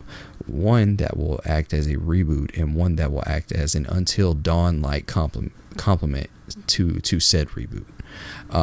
Quote, in other news, while I'm dropping this stuff and I think I can talk about this, I'll mention there is a couple new Silent Hill games in the works, said Aesthetic Gamer. Quote, Konami about 2 years ago reached out to various developers to pitch ideas for 2 new Silent Hill games, one a soft reboot of the franchise, the other an episodic Telltale Until Dawn style game to go alongside the reboot. I don't know anything more than that though, but I sure do hope Konami give it the appropriate budget and found the right developer to make those games succeed. End quote. I'm guessing one of y'all are excited about this. Adam, Adam, are you excited about this? I can't imagine who might be. I haven't played Silent Hill since way back when, and even then, I was a little bitch baby and barely played it. So No, that's a shit your pants kind of fucking game. That's me as well. Shit your pants kind of fucking game. I never played that game without the fucking lights on. Silent Hill, I honestly think we should do, if we ever decide to do a Let's Play type series, whatever we decide to call it, we should do an original on the original hardware. Do like a Silent Hill, an original Silent Hill 2, 3, so on and so forth. Do a PT if we can find a fucking console where we can get a PT on, those kind of things. That'd be really cool if we could do that, because those games are fucking super freaky. I actually think I played like 30 seconds of PT and was just noped right out of there. I can't find it anywhere, and I want it so bad. You won't be able to. It's been taken off the store a long time ago. Oh, actually, I know that. you can find it actually on eBay. You can find PS4s that still have it installed, but those are probably going for $400 and $500. Yeah. I watched it. Jonathan, you can watch it on YouTube. What I did was I watched PT on YouTube for about 20 seconds, and then I knew that chick was standing behind me the whole time. It's like, nope, yep, nope. And then the dude released that camera footage where he turned the camera around, and when he turned the camera around, she was standing there. I was like, yeah, I fucking knew it the whole goddamn time. So, I think it'll do really well as the Until Dawn style. I think, especially if they do it in more of the original type setting, I think it would do really well. It'd be really cool to see, because it'd be terrifying. Yeah, to do it like an Until Dawn. It would be, but I mean that original style of like it was almost like it was almost Resident Evil like, and it was so good that way. It scared the shit out of you, and you couldn't see fucking 5 feet in front of your fucking face. And for some reason, that was terrifying. Dude, I've always wanted to go play. I've always wanted to go back and replay those, but I won't do it unless we do a Let's Play. If we do a Let's Play with all of us one night, I'll do it. It's rough, a little bit. It's a little rough to go back, but it's still kind of fun. Yeah, but I mean, if we could do it, we could do it. For that, I mean, yeah, I wouldn't do it alone, but if we could do it, I think we should. Yeah, it's exciting. So Adam's a bitch baby. I'm a bitch baby. Jonathan's gonna play these. Oh fuck yeah! Cool. So yeah, I mean, that's my genre. Jesus Christ, on eBay right now they have them going for $500-$600. Yeah, that's what I thought. Nice, I knew they were up there. It's because you can't get it, man. Now it's one of those niche things where you can't get anymore. You know. Yeah. So anything else on that, gentlemen? No. All right. Moving on. One that excites me very much, though. This comes to us from Adam Bankhurst at IGN. There's going to be a Witcher anime movie called Nightmare of the Wolf. It was announced by Netflix. This is going to be made by the same animation studio that made The Legend of Korra and Voltron Legendary Defender, which are two wonderful, wonderful shows. I'm going to read a little bit of the article here. Netflix has announced that a new anime film called The Witcher Nightmare of the Wolf is in the works. The team behind the new movie includes Netflix's The Witcher producers Lauren Hisrich and Bo DeMeo and Studio Mir, the renowned Korean animation studio behind Legend of Korra and Voltron Legendary Defender. The logline for The Witcher Nightmare of the Wolf is, the world of The Witcher expands in this anime film that explores a new threat facing the continent. No cast details were given, but it's pretty safe to assume that Geralt of Rivia, the White Wolf himself, will most likely be present to handle whatever this nightmare may end up being. Who knows? He could be the only one having the nightmare, or maybe he is the nightmare. Okay, so some context for you, gentlemen. Okay, a little context for you guys. I don't. How far have you made it in your book adventures? Not very far right now. Not this week. Adam? Just got past the devil. Are you still in the Last Wish? Yeah. Are you still in the Last Wish, John? Yeah. Okay. This is not a spoiler, so I'm just telling you. I don't think this is about Geralt. I think this is going to be about. I know it says Nightmare of the Wolf. I know. But I think this is going to be about him and Ciri. So I think it's going to be about Geralt, but I also think it's going to be about Ciri. In the books, I understand this is probably going to have nothing to do with the books. This is probably going to be a brand new storyline. Ciri goes through a lot and has nightmares profusely. Like, you're going to read that, so that's not a spoiler for you. Ciri's going to have a lot of nightmares. And Geralt has nightmares about Ciri having nightmares because he's worried about her because he's like his daughter, or she's like his daughter.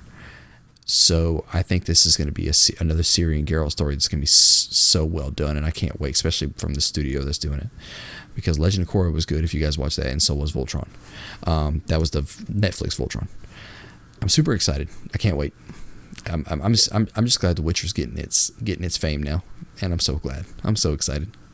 I'm excited for an anime. This would be freaking cool.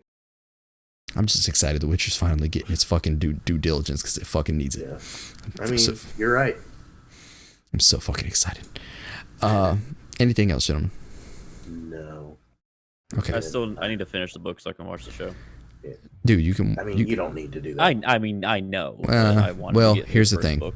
If you get through the first book, I told you I recommend it. The reason I recommend it is because it gives you more when you watch a show. You're more excited. Like, oh shit, hey, I remember that. Hey, I remember that. Hey, that's pretty fucking cool. Hey, that's cool.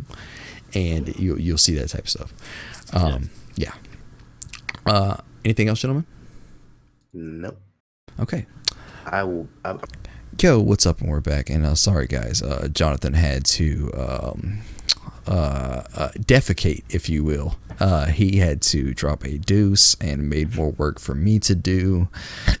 So everybody, let's all give a round of applause for Jonathan and thank him for thank him for being here.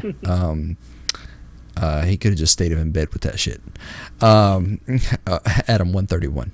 131. Thank you. So anyway, back to our noobs. So the next story, one that nobody here is probably excited about.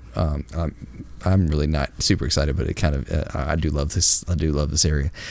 Project Xehanort will be coming in spring 2020. This is a mobile game coming to iOS, Android, and Amazon Fire Sticks and different things of that nature. Nobody really knows what it's about yet. It's just nobody even knows the name of it. This is something that Square announced this week, and it'll be coming, and that's all that's going to be said. I just wanted to put it in there for the news. It's a quick story. We don't even really have to talk much about it. Just wanted to throw it in there for you guys. Who's this character? This is Xehanort. This is one of the looks like it's a young Xehanort. He's a little bit older in the games, in the like 3 and 2 and stuff like that. This looks like this may be a prequel to why he became what he is. Kingdom Hearts is so fucking annoying to explain and to even try and understand. People have different meanings for it and things of that nature. I forgot to put a fucking picture in here, and I'm really mad at myself about it. So, John, I'm going to fix that, and while I'm here, I want you to open this Apex story, and okay. I'm going to put this Apex up, and I want you to talk a little bit about this Apex. So I'm going to go in. I'll tell you. So this Apex storyline, I'll just do it because you might forget. This story comes from IGN. It's Adam Bankhurst, and this is about Apex Legends Season 4. It's going to introduce a new legend. His name is Forge. I'm going to go ahead and let Jonathan tell you guys a little bit about this while I'm trying to fix that mess up of mine. So Apex Legends Season 4 is going to involve it's going to be titled Assimilation. It's going to have a new battle pass, a new bolt action sniper rifle, and a charge mechanic for a character called Sentinel, and changes to ranked mode. So I'm reading here from IGN, Adam Bankhurst, as I said. This looks really cool. We got a new character. He's got this mechanical arm. Also, we had some data mining on this not that long ago, and there may be also a second character coming out. And there also might be a third from what I've read. Really? A third? That's pretty freaking yes, cool. I didn't read anything about the name, but they did say there's a possible second and a possible third. The new character called Forge is going to use his size and strength and heavy-duty shatter gauntlets to batter his opponents in submission. So it makes it seem like he's going to be more of a melee character, or at least better at melee than some of the other legends that we have available. He almost looks like a Samoan Jax with one arm. Yeah, Because I can see that. like Jax from Mortal Kombat, but like Jax had both arms, so he almost like a Samoan Jax, which is really cool. They have two Samoan characters in here because Gibraltar's also a Samoan. It's really His cool. upper arm looks kind of like a shield base as well. Yeah, kind of. And did you tell everybody when this is gonna start? I did not. Okay. Why don't There we go. February 3rd? February March 23rd. February 4th. Oh, okay, because down here it's saying it'll run from February 3rd to 25th. Oh, okay. Yeah, maybe that's when this character comes out. Maybe. The second split will run from March 24th to May 5th. Okay. And we'll see a return to the Kings Canyon map, which will be pretty cool. Okay, cool. I mean, I wish they'd just give us a new map, but whatever.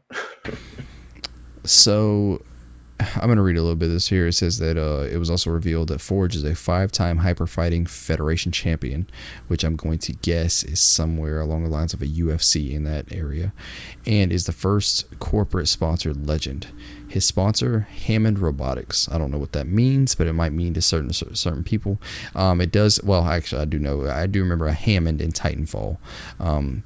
Down here it says, if that name sounds familiar, it's because it is one of the major corporations from Titanfall that was allied with the IMC. I'm telling you guys, if you guys have not played Titanfall 2, go back and play it. It makes a lot more things in Apex Legends make somewhat sense. Like, not a lot of it, but it does make some of it come sense. Yeah, that's pretty awesome. So it's a pretty awesome little thing that you guys are going to get over there for Apex. I've got a bunch of coins from when I went and play tested at fucking EA, so I'll end up buying random shit because that's what I do and who I am as a person. Yeah. So are you excited about this? I am, buddy. I really, every time a new season comes out, they give me something even better, make the game better.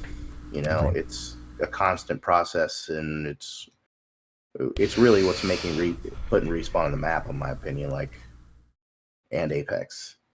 It didn't start out the best, but it still had everything it needed. And every time they get a new thing, it gets better and better. So I mean, I'm excited about it. I've said it once and I'll say it again. If there was a Developer of the Year award, Respawn would have got it last year for having Apex and Jedi Fallen Order. Both amazing games. All three of us here, I believe, played Jedi Fallen Order and beat it, and we loved it. So yeah. All right. Anything else to say about Apex, Sean? I'm not seeing anything, buddy. Okay. Well, play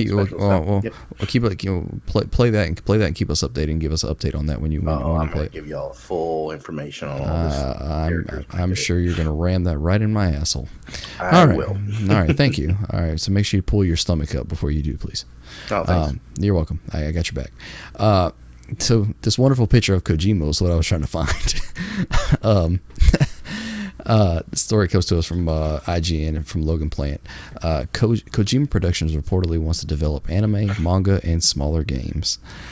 If I've never seen a story that fits Hideo Kojima more than this story here, I don't think I will ever, because this makes so much sense. I'm going to read a little bit here. Or Adam, since you're talkative tonight, since you've had a couple beverages, would you like to read the story since you never get to read stories? No, I would not. You're such a bitch. John, read me the first couple paragraphs there. Do you have it pulled up? All right. Yeah, cool. I got it. All right. Kojima Productions could expand beyond big budget video game projects, according to a new interview with Famitsu. Famitsu. Anyway, the interview with Hideo Kojima and artist Yoji Shinkawa was translated by Dual Shockers via GameStop. And Kojima said he's interested in developing smaller video games. This could allegedly include episodic games or digital-only projects. However, he added that these small projects would not replace the studio's desire to work on big games like Death Stranding. Apart from video games, the studio could branch out to manga and anime. Kojima and Shinkawa both said they'd like to work on a project using Shinkawa's mecha designs. Shinkawa said working on a manga would be nice because he likes to be able to touch his work directly. finally, Kojima added that he'd still like to make movies, which matches an interview. In the future, Kojima Productions will start making films. If you can do one thing well, then you can do everything well. I fully disagree with Kojima on that, because I can definitely jack off well, but I cannot eat Brussels sprouts well. So, well, I can eat Brussels sprouts well, but I'm really fucking up on that jack off thing. Sorry. Just spatter everywhere. I'm not good at either. True, you get spatter everywhere. This makes sense. I mean, it's kind of one of them stories where it just makes sense. I mean, Kojima's always wanted to do movies. He's always wanted to do. He talks about making a horror game next, and he talks about how he's pulling a lot of inspiration from horror movies over the years. He's been wanting to do different things, smaller games, mangas make sense. Yoji Shinkawa, I believe, is the artist that did a lot of the mechs in Metal Gear Solid, I believe. I could be wrong. But or the Metal Gears, if you will, designed a lot of them. I believe I could be wrong. Your intern's on that. I'm sure he is. He likes to do that. But yeah, it just makes sense, man. I mean, there's not much to say about it. It's just Kojima's fucking weird. He's a weird individual, but he's a smart, artistic individual. And if anybody could do this, it would be him. I like how he wants to do. He does things that this feels like something that, in general, he enjoys, and this is what he wants to do. Well, I mean, yeah. Now that he's out of, it's not for money and shit. Now that he's away from Konami, he's not. He doesn't have Konami money anymore. He owns his own studio now. Now he can do whatever the fuck he wants to.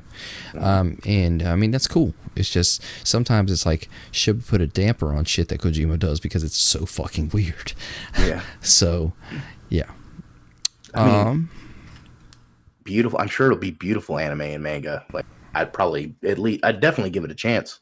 Oh yeah, I definitely would. Yeah. Especially the anime. I love anime. I've been watching, I mean, for years now, but I would love to see what that is, you know. We see what his games are like. I would love to see what his movies or manga or anime is like. Mm-hmm. Yeah, Shinkawa was the mech designer for quite a few of the Metal Gears. That's what I do best, man. I have information for some reason, and that's why. That's who I am as a person. Thank you. Yep. So he was the Metal Gear design, the artist for him. That's what I thought. So that's pretty cool, and that's pretty weird that I hear these fucking names on a daily basis. But Yoji Shinkawa was a great artist, especially if you look at, I believe, Adam, did they say what games he was the artist of? Because I believe he did it. Did he do it in Phantom Pain? Don't worry about it. Don't worry about it. I think he did it in Phantom Pain, and Phantom Pain, the Metal Gears in there look super fucking cool. If they made a Metal Gear manga, I would happily read that.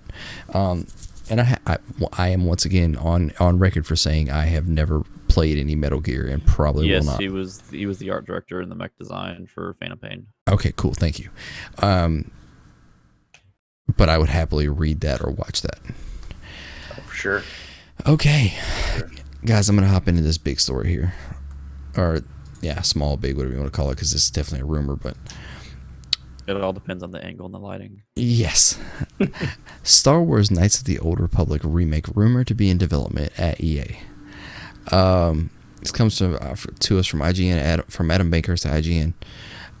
The latest rumor indicates that a new Star Wars Knights of the Old Republic project is underway at EA, and it looks to integrate elements from the first two games in order to bring certain things into current Star Wars canon, end quote.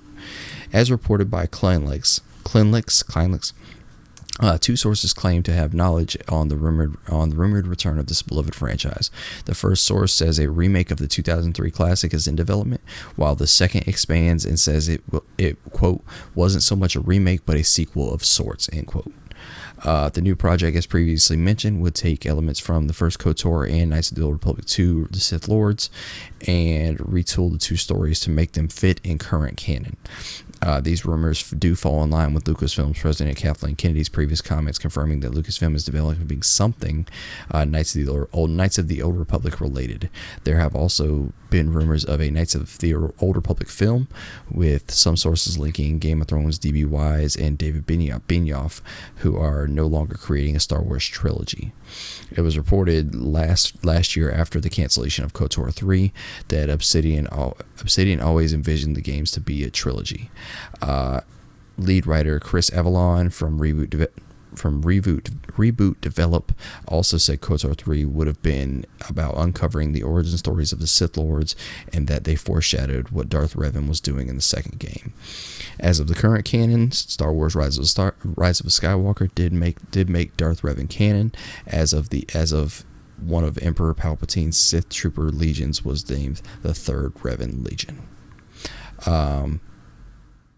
It's a little bit more down here. I'll read this last little bit. Hopefully, if this project is real, it will live up to the legacy created by the KOTOR series and continue the upward swing from EA's Star Wars titles, including Star Wars Jedi Fallen Order. Okay. So, I'll let you guys go.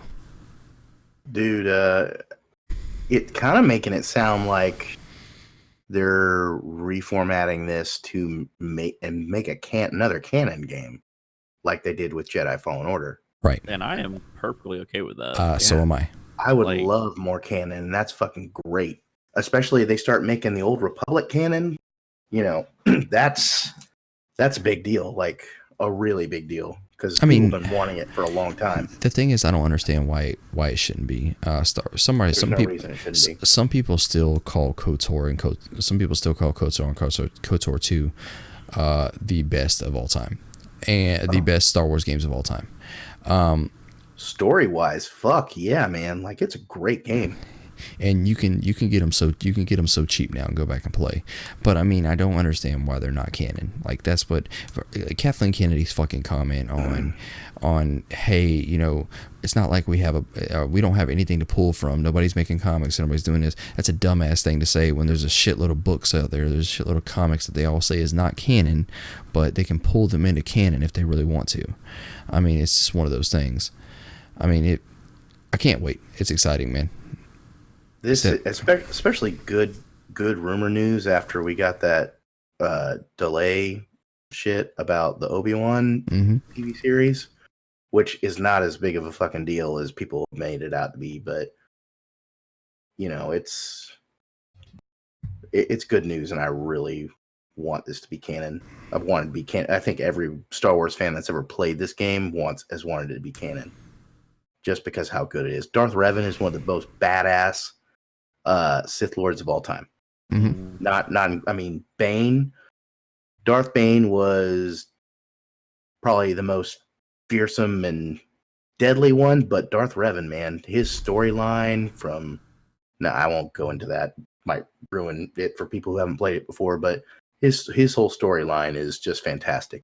And that game is amazing. Yeah, it's exciting. You can play it on your phone. Yeah. Lately, I've actually wanted to go back and play it. I actually have it installed on my computer because I've been wanting to go back and play it, and I've thought about it because it's so fucking good, man. I played it on my original Xbox when I was a kid. Of course, being a kid, not knowing what the fuck I'm doing, just running around killing bitches. But I loved it, dude. It was a blast. Yeah, it holds up on my iPhone, man. Like, legit, it plays really well. Considering, it's touch controls, but that's all you need. Well, you can always hook a DualShock up to it. Yeah, I've been doing that a lot lately, actually. You can always hook a DualShock or an Xbox One controller up to it and play it that way. I just got that little thing for a PlayStation controller that hooks on the thing. I've been playing Vice City. It's a blast. Adam, anything about KOTOR? Love it. I really hope they do it, and when it becomes canon, I will be very happy. I really thought you were going to leave it with love it, and I was going to say it's a back of the box quote from ADHD Gamer. Love it. Love it. Love it. That's it. Drunk Adam says, love it. Love it. Great. Okay. Is that it? Nothing else. You don't talk a lot even when you are drunk. No, I there's a certain point I'm coming down, so I'm getting tired and sleepy. Bitch. When Rise of Skywalker and the Third Legion, I think that they are trying to not necessarily give us some fan service, but there was somebody that was a fan of this game that was like, "Yo, let me throw this into that movie." And I'm sure a lot of those people who- that worked on Rise of Skywalker, because you think about a lot of animators and stuff now are younger, or CG artists or whatever, younger people now. I have a feeling that a lot of them played this, and they're probably, because I'm pretty sure if you work on a Star Wars movie, you're probably a Star Wars fan.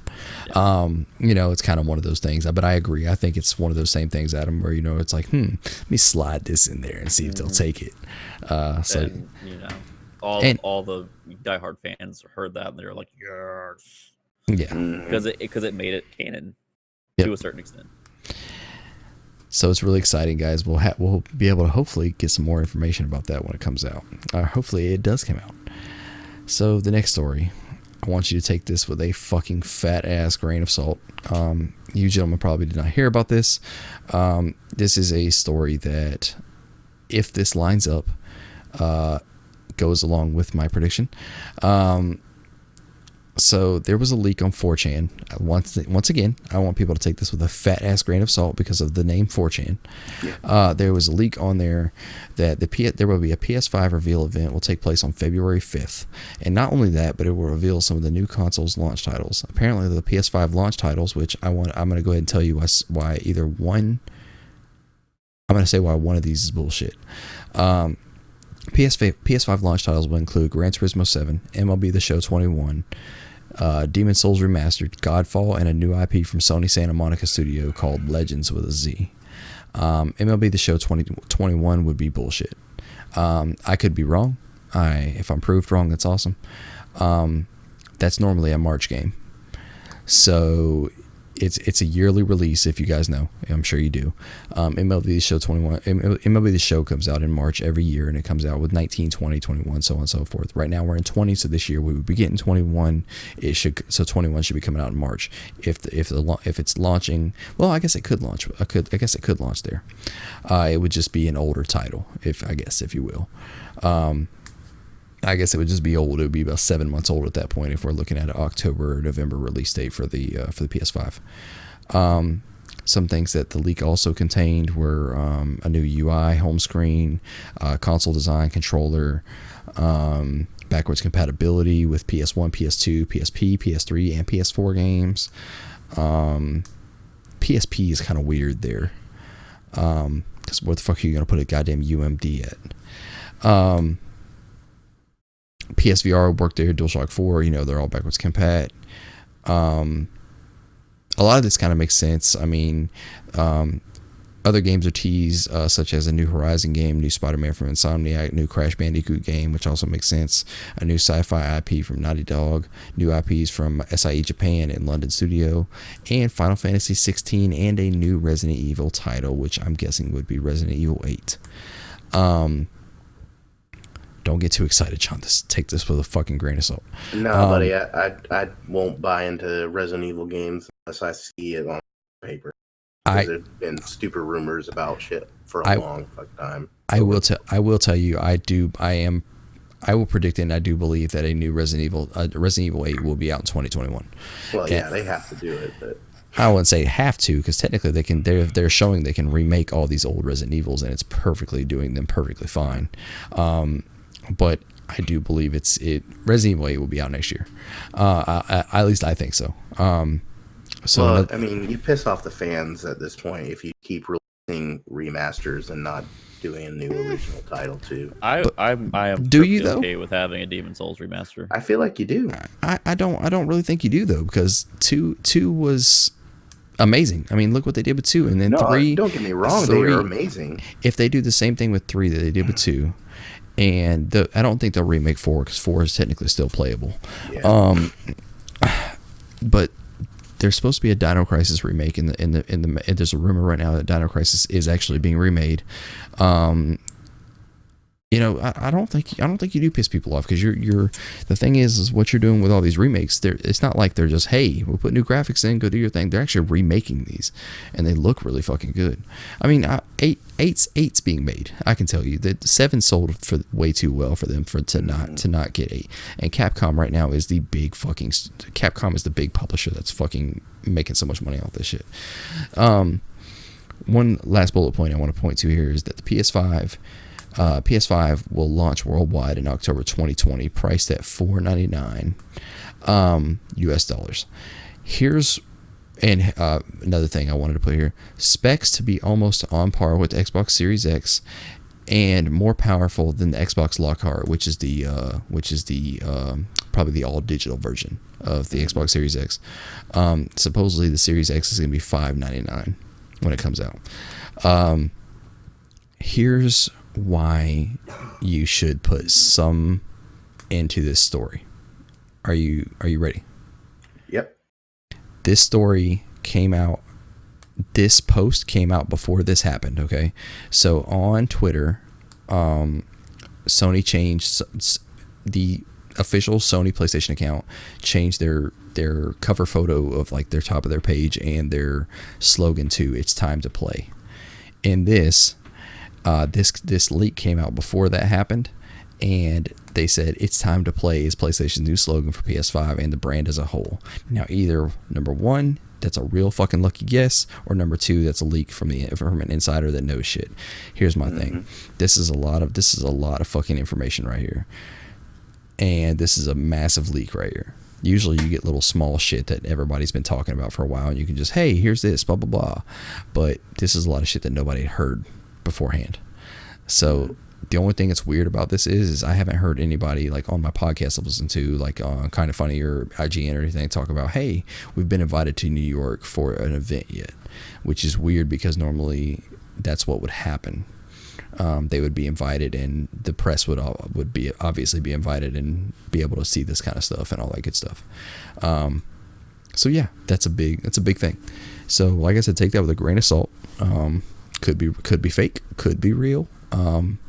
We don't know, so we'll see. But it's definitely exciting. We're in exciting times. It is pretty good. We are in exciting times. Adam, anything? Or are you too drunk? I mean, like I said, if they come out with a Demon Souls remake, I'd be happy. I can probably tell you softwares and all their shit. So. I can probably tell you Demon Souls Remastered is in the making. I can tell you who's doing it too. Blue Point Games is the ones that are doing it. Blue Point Games also did Shadow of the Colossus remake. So if you played that and you like that, you'll like their remake of Demon Souls. That's what Blue Point. They said Blue Point was supposed to be working on. So we'll see. So gentlemen, we're. Oh, I'm sorry, John. Anything else about this PS5 leak? No, I like the price point stuff. I mean, I try not to get too involved into rumors too much because it usually kind of turns out shitty, especially from places like 4chan. But yeah, I mean, I thought the PSP part was interesting because I'd like to play some old PSP games. The issue I see with that is, I mean, I guess it's not an issue because the thing is, like, PSP games were on UMDs. So what do you do with a UMD and a PS5 unless you have a UMD port, or you go or you go all digital, or you go all digital with PSP games, kind of like they did with the Wii has the Virtual Console, and you can do the Virtual Console N64 games and stuff like that around that nature. The only thing I could think they could do is they have like an external drive that you can purchase that would connect to it that you can sync up. I could see that, but I don't know if they would. I think they would lose a lot. I think they would lose a lot of people with that. Yeah. You think they'd lose people with that? I don't want to say lose people. What I mean by lose people is I mean by piss people off. Like, man, you're really gonna fucking do this when you could have just added this to the fucking console, type thing. I mean, but they really couldn't though. Why couldn't you? I mean, you could, but really, that's such a unique thing, and not a lot of people probably have PSP games still lying around. Right. It would be more of a niche thing that they need to, just kind of like they do with other stuff, like PSVR. It comes out as an attachment, things like that. Right, but the thing is like one of those things where if you're going to say it's fully backwards compatible when it comes out day one, then you don't say, hey, it's fully backwards compatible, but you also have to buy this fucking attachment and this fucking attachment, blah, blah, blah, blah, blah, blah, blah, blah. No, if you say it's fully backwards compatible day one, it's fully backwards compatible day one. And True. So when you say that, I should be able to put Final Fantasy VII, my PS1 disc, in there and it's going to play. That's what you're saying. And that's what should happen. So we'll see. I mean, we don't know much here. I mean, that's also a leak. That's also a 4chan leak, so we'll see what happens. Yeah. All right, gentlemen, let's hop into new releases. So, Adam, why don't you start us out this week? So, sorry. New releases: The Chroma 2 Vicious Sisters on PC, January 28th. Journey to the Savage Planet in the US, PC, PS4, and Xbox One on January 28th. Kentucky Route Zero Act 5 on PC, January 28th. I'm really excited to play this. So if you guys don't know about Kentucky Road Zero, this was a game that came out in 2013 where they were making acts of, and 7 years later they are just now finishing it. It's a little small indie studio. I'm so glad they're finishing it. It's very exciting to get to. Go ahead, Adam. Kentucky Road Zero, the TV edition for PS4, Xbox One, and Switch on the 28th of January. The TV edition, guys, is all 5 acts put together. Pillars of Eternity 2, Deadfire, PS4, Xbox One on January 28th. Warcraft 3 Reforged, PC, January 29th. Bookbound Brigade, PC, PS4, and Switch on January 30th. Not for Broadcast on PC, January 30th. PUBG Season 6 on PlayStation 4, Xbox One, January 30th. Sisters Royale, PS4, Switch, January 30th. Terraforming Earth for the PC, January 30th. Through the Darkest of Times, PC, January 30th. Hero Land, PS4, Switch, and January 31st. Hockey Manager 2020 for PC on January 31st.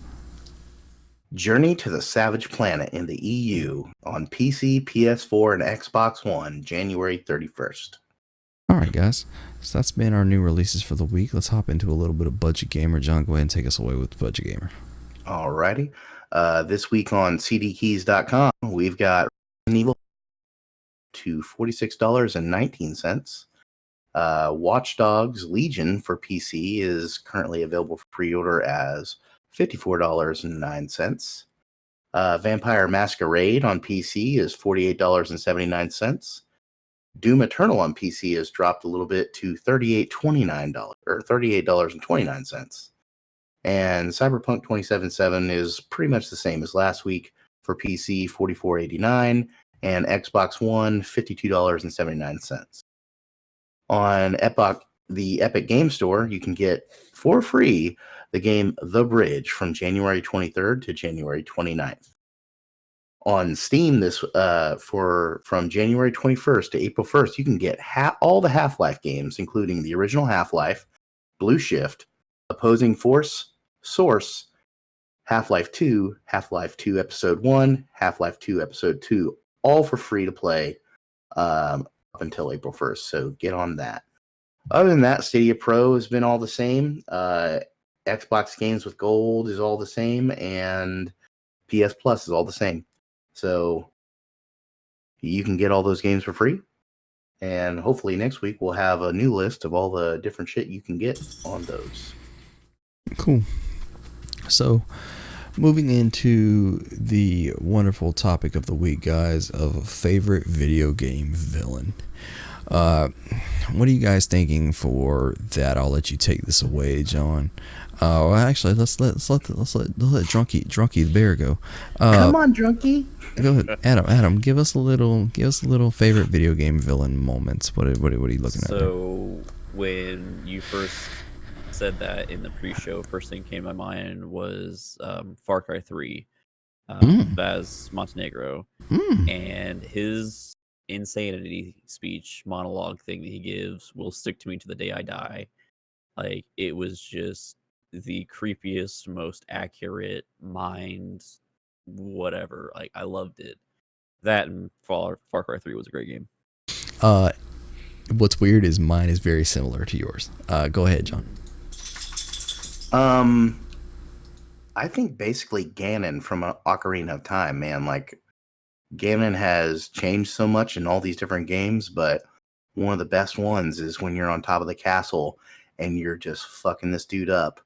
He falls down and Zelda is using her light beam to keep him still, and you just slice right through the middle of his forehead and stab him. And I can still just visualize it anytime I want to. And that's probably one of the most epic moments and the most successful moments I ever felt in a video game when you defeat him. So mine is from Far Cry 5. and mine is Joseph Seed. The way, because at the end you find out that he was fucking right. That everything that he said was going to happen happened. You know, the spoilers. Please skip ahead 30 seconds if you don't want to fucking hear all this bullshit that happened in Far Cry 5. A massive atom bomb goes off and it fucking destroys all of shit, where were you at? All of Hope County. And Joseph he was fucking crazy, man. You know, it was a cult type game, and you could see the cult in him. You could understand why people would follow a person like this, because he's so believable in the things he says. And it's kind of like you said, Adam, and a lot of Far Cry villains are like that. And like 4 had, what was 4's main villain? That was the like Lena Paul.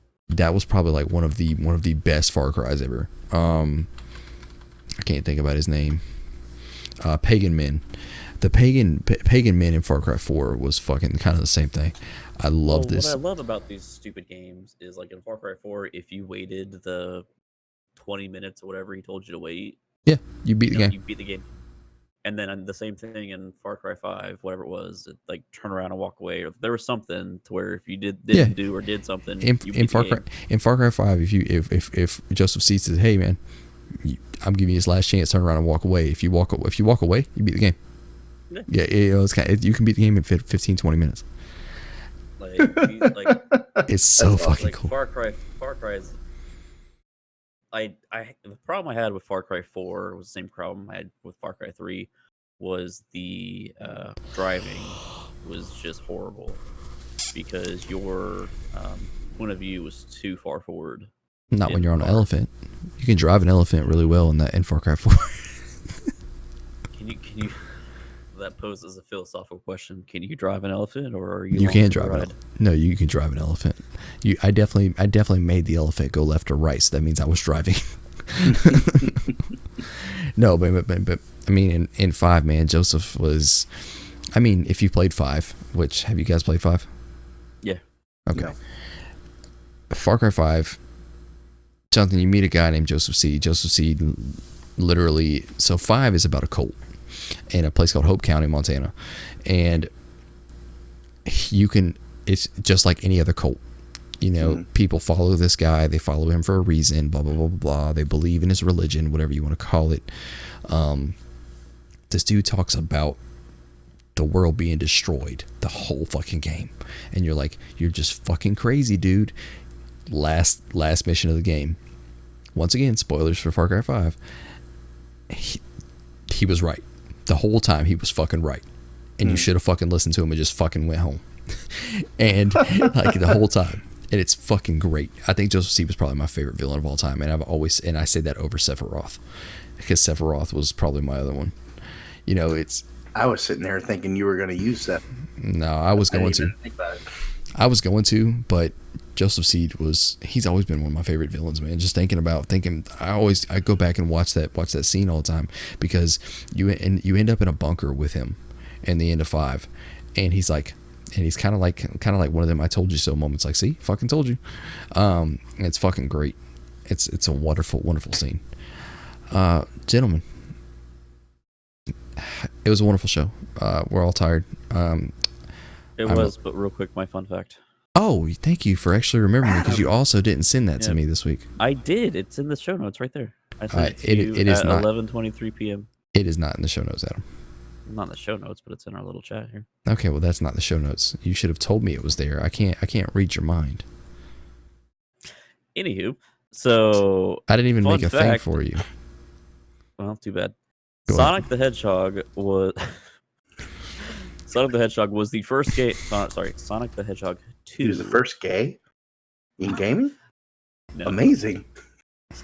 Sonic the Hedgehog 2 was the first game to have a simultaneous worldwide release, and it was released on Tuesday, November 24th, 1992, and it is always known as Sonic Tuesday. Tuesday. I have a fun fact for you. Do you know Tails' real name? Miles Prower. There you go. Miles Tails Prowler, yeah. I listened to the Offensive Line podcast. Oh, did you? Oh, okay. That was actually we actually talked about that in the pre-show of my episode of the offensive line.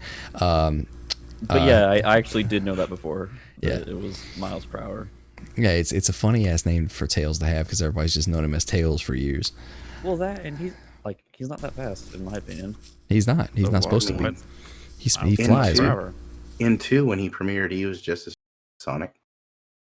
He was. Actually, he was. Yeah. Yeah. Sonic slowed down. He was keeping up with his buddy. You're fucking dumb. One thing, man, I would love to send us out of here with this, and I still might. The Sonic 2, not Sonic 2, the Sonic before we end the show here, the Sonic movie released a music video, which was an official song from Wiz Khalifa, Lil Yachty, and some random kid, Ty Dolla $ign and some random kid I don't know. But I love Wiz and I love Ty Dolla $ign. Lil Yachty can go to hell, and this little young white kid can go to hell too. But he might be a Chico, I don't know.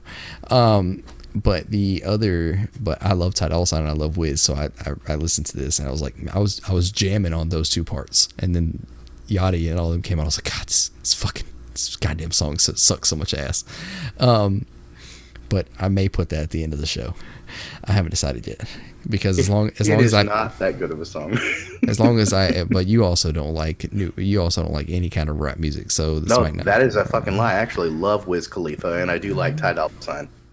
So, I did like their parts.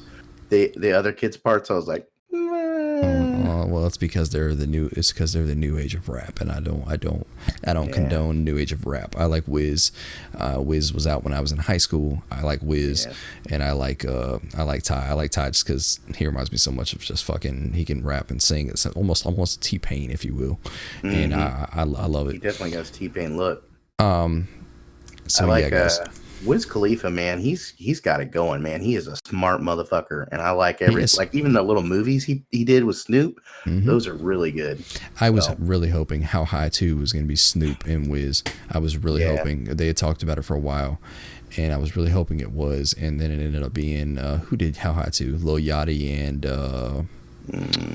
it's on Netflix right now because it went straight to Netflix. Yeah. I'll tell you, it's Lil Yachty and DC Young Fly, that little fucking what you call a kid, whatever it's called. Anyway, guys, you ready to end the show? Yeah, sure. Hey, fun fact: did you know that Knuckles was originally gonna be called Dreads and have a Jamaican accent? No, that's fucking awesome. That would have made him so much better. I would have liked that even more. Hey, Adam, I got something for you to look up for the next fun fact. Find out who the first gay video game character was. That's a good one. Okay. Let's go. I'd like to know that. Find out who the first gay video game character was. There was another one I was gonna do. I don't know, but that'd be a good fun fact for people. There'd be another one to throw up here in the noggin for shit that I don't need to know. All right, guys. Well, once again, guys, this has been another wonderful episode 32 of the ADHD Gamer Podcast. You can find us everywhere: Facebook, YouTube, and Instagram at ADHD Gamer Podcast, and also podcast services anywhere that you feel like listening to your audio service needs, whatever the fuck you want to call it. So audio service needs anywhere: iHeartRadio, Stitcher, Spotify, Google Podcasts, Apple Podcasts, Stitcher. There's a couple more. Anything you guys want, you're there. If we're not there, please send us a email at adhdgamerpodcast@gmail.com, and I will make sure it's there. Also, guys, I have said this multiple times, even though I know most of you probably don't even make it here, so you probably won't even hear me say this. But if you want to send us an email at adhdgamerpodcast@gmail.com, we will read it on here, and we will talk about whatever you want to talk about. And please leave us ratings and stuff like that, and let us know what we're doing wrong and what you want to hear us talk about. So, gentlemen, you guys got anything else before we get out of here? No, just see you later, ADHD gamers. Adam? Have a good one. Adam, say bye. Goodbye. Adam, say bye again. Adam says goodbye. Okay, there you go. Adam's drunk, so Adam's gonna say a good little boy. Adam's a good little boy. Adam's going to go two-finger his penis. Okay, guys. I will see you. How does that work? You like a cigarette? Like two fingers. Oh, two fingers like that. Like two, yeah. Thumb pointer. Yeah, it's okay. not thumb pinky. No. Oh, new idea. Interesting. New idea. Gonna try that later. Try that one out. I feel Feeling like cute. Might try this out. I feel like my hand would cramp. Anyway, I mean, you can really grab a bulbous top. You know when you stop. what if you can grip your balls and stroke at the same time? Oh fuck! And you can use this part as the hole. Bro, that's a new thing. Adam, I just came up with a new idea. I'll be sure to remember that and try that. Try that. I'll tell you. Courtney to give it to you a little. See if that works. Adam, this is your new thing. You were to try that this week and to report back next week to let us know how it goes. Adam's sexual orientation. Adam's sex ed. All right. Sex ed with Adam. That's gonna be so funny. All right, guys. Last thing I'm gonna say. There's going to be a new show soon. I'm going to have a new show called Tunerama. Please be sure to check that out. I will give more information on that later. All right, guys. It's been wonderful. Jonathan, Adam, thank you for being here. Thank you for showing up as usual. If you didn't show up, fuck it. I'd still do the show. I just do it by myself. So fuck both of you. But thank you for you coming. We love you too. All right, guys. It's been wonderful. ADHD Gamers, thanks. Peace. Have a good one. Later. May the force be with you. Always. Thank you. We're out.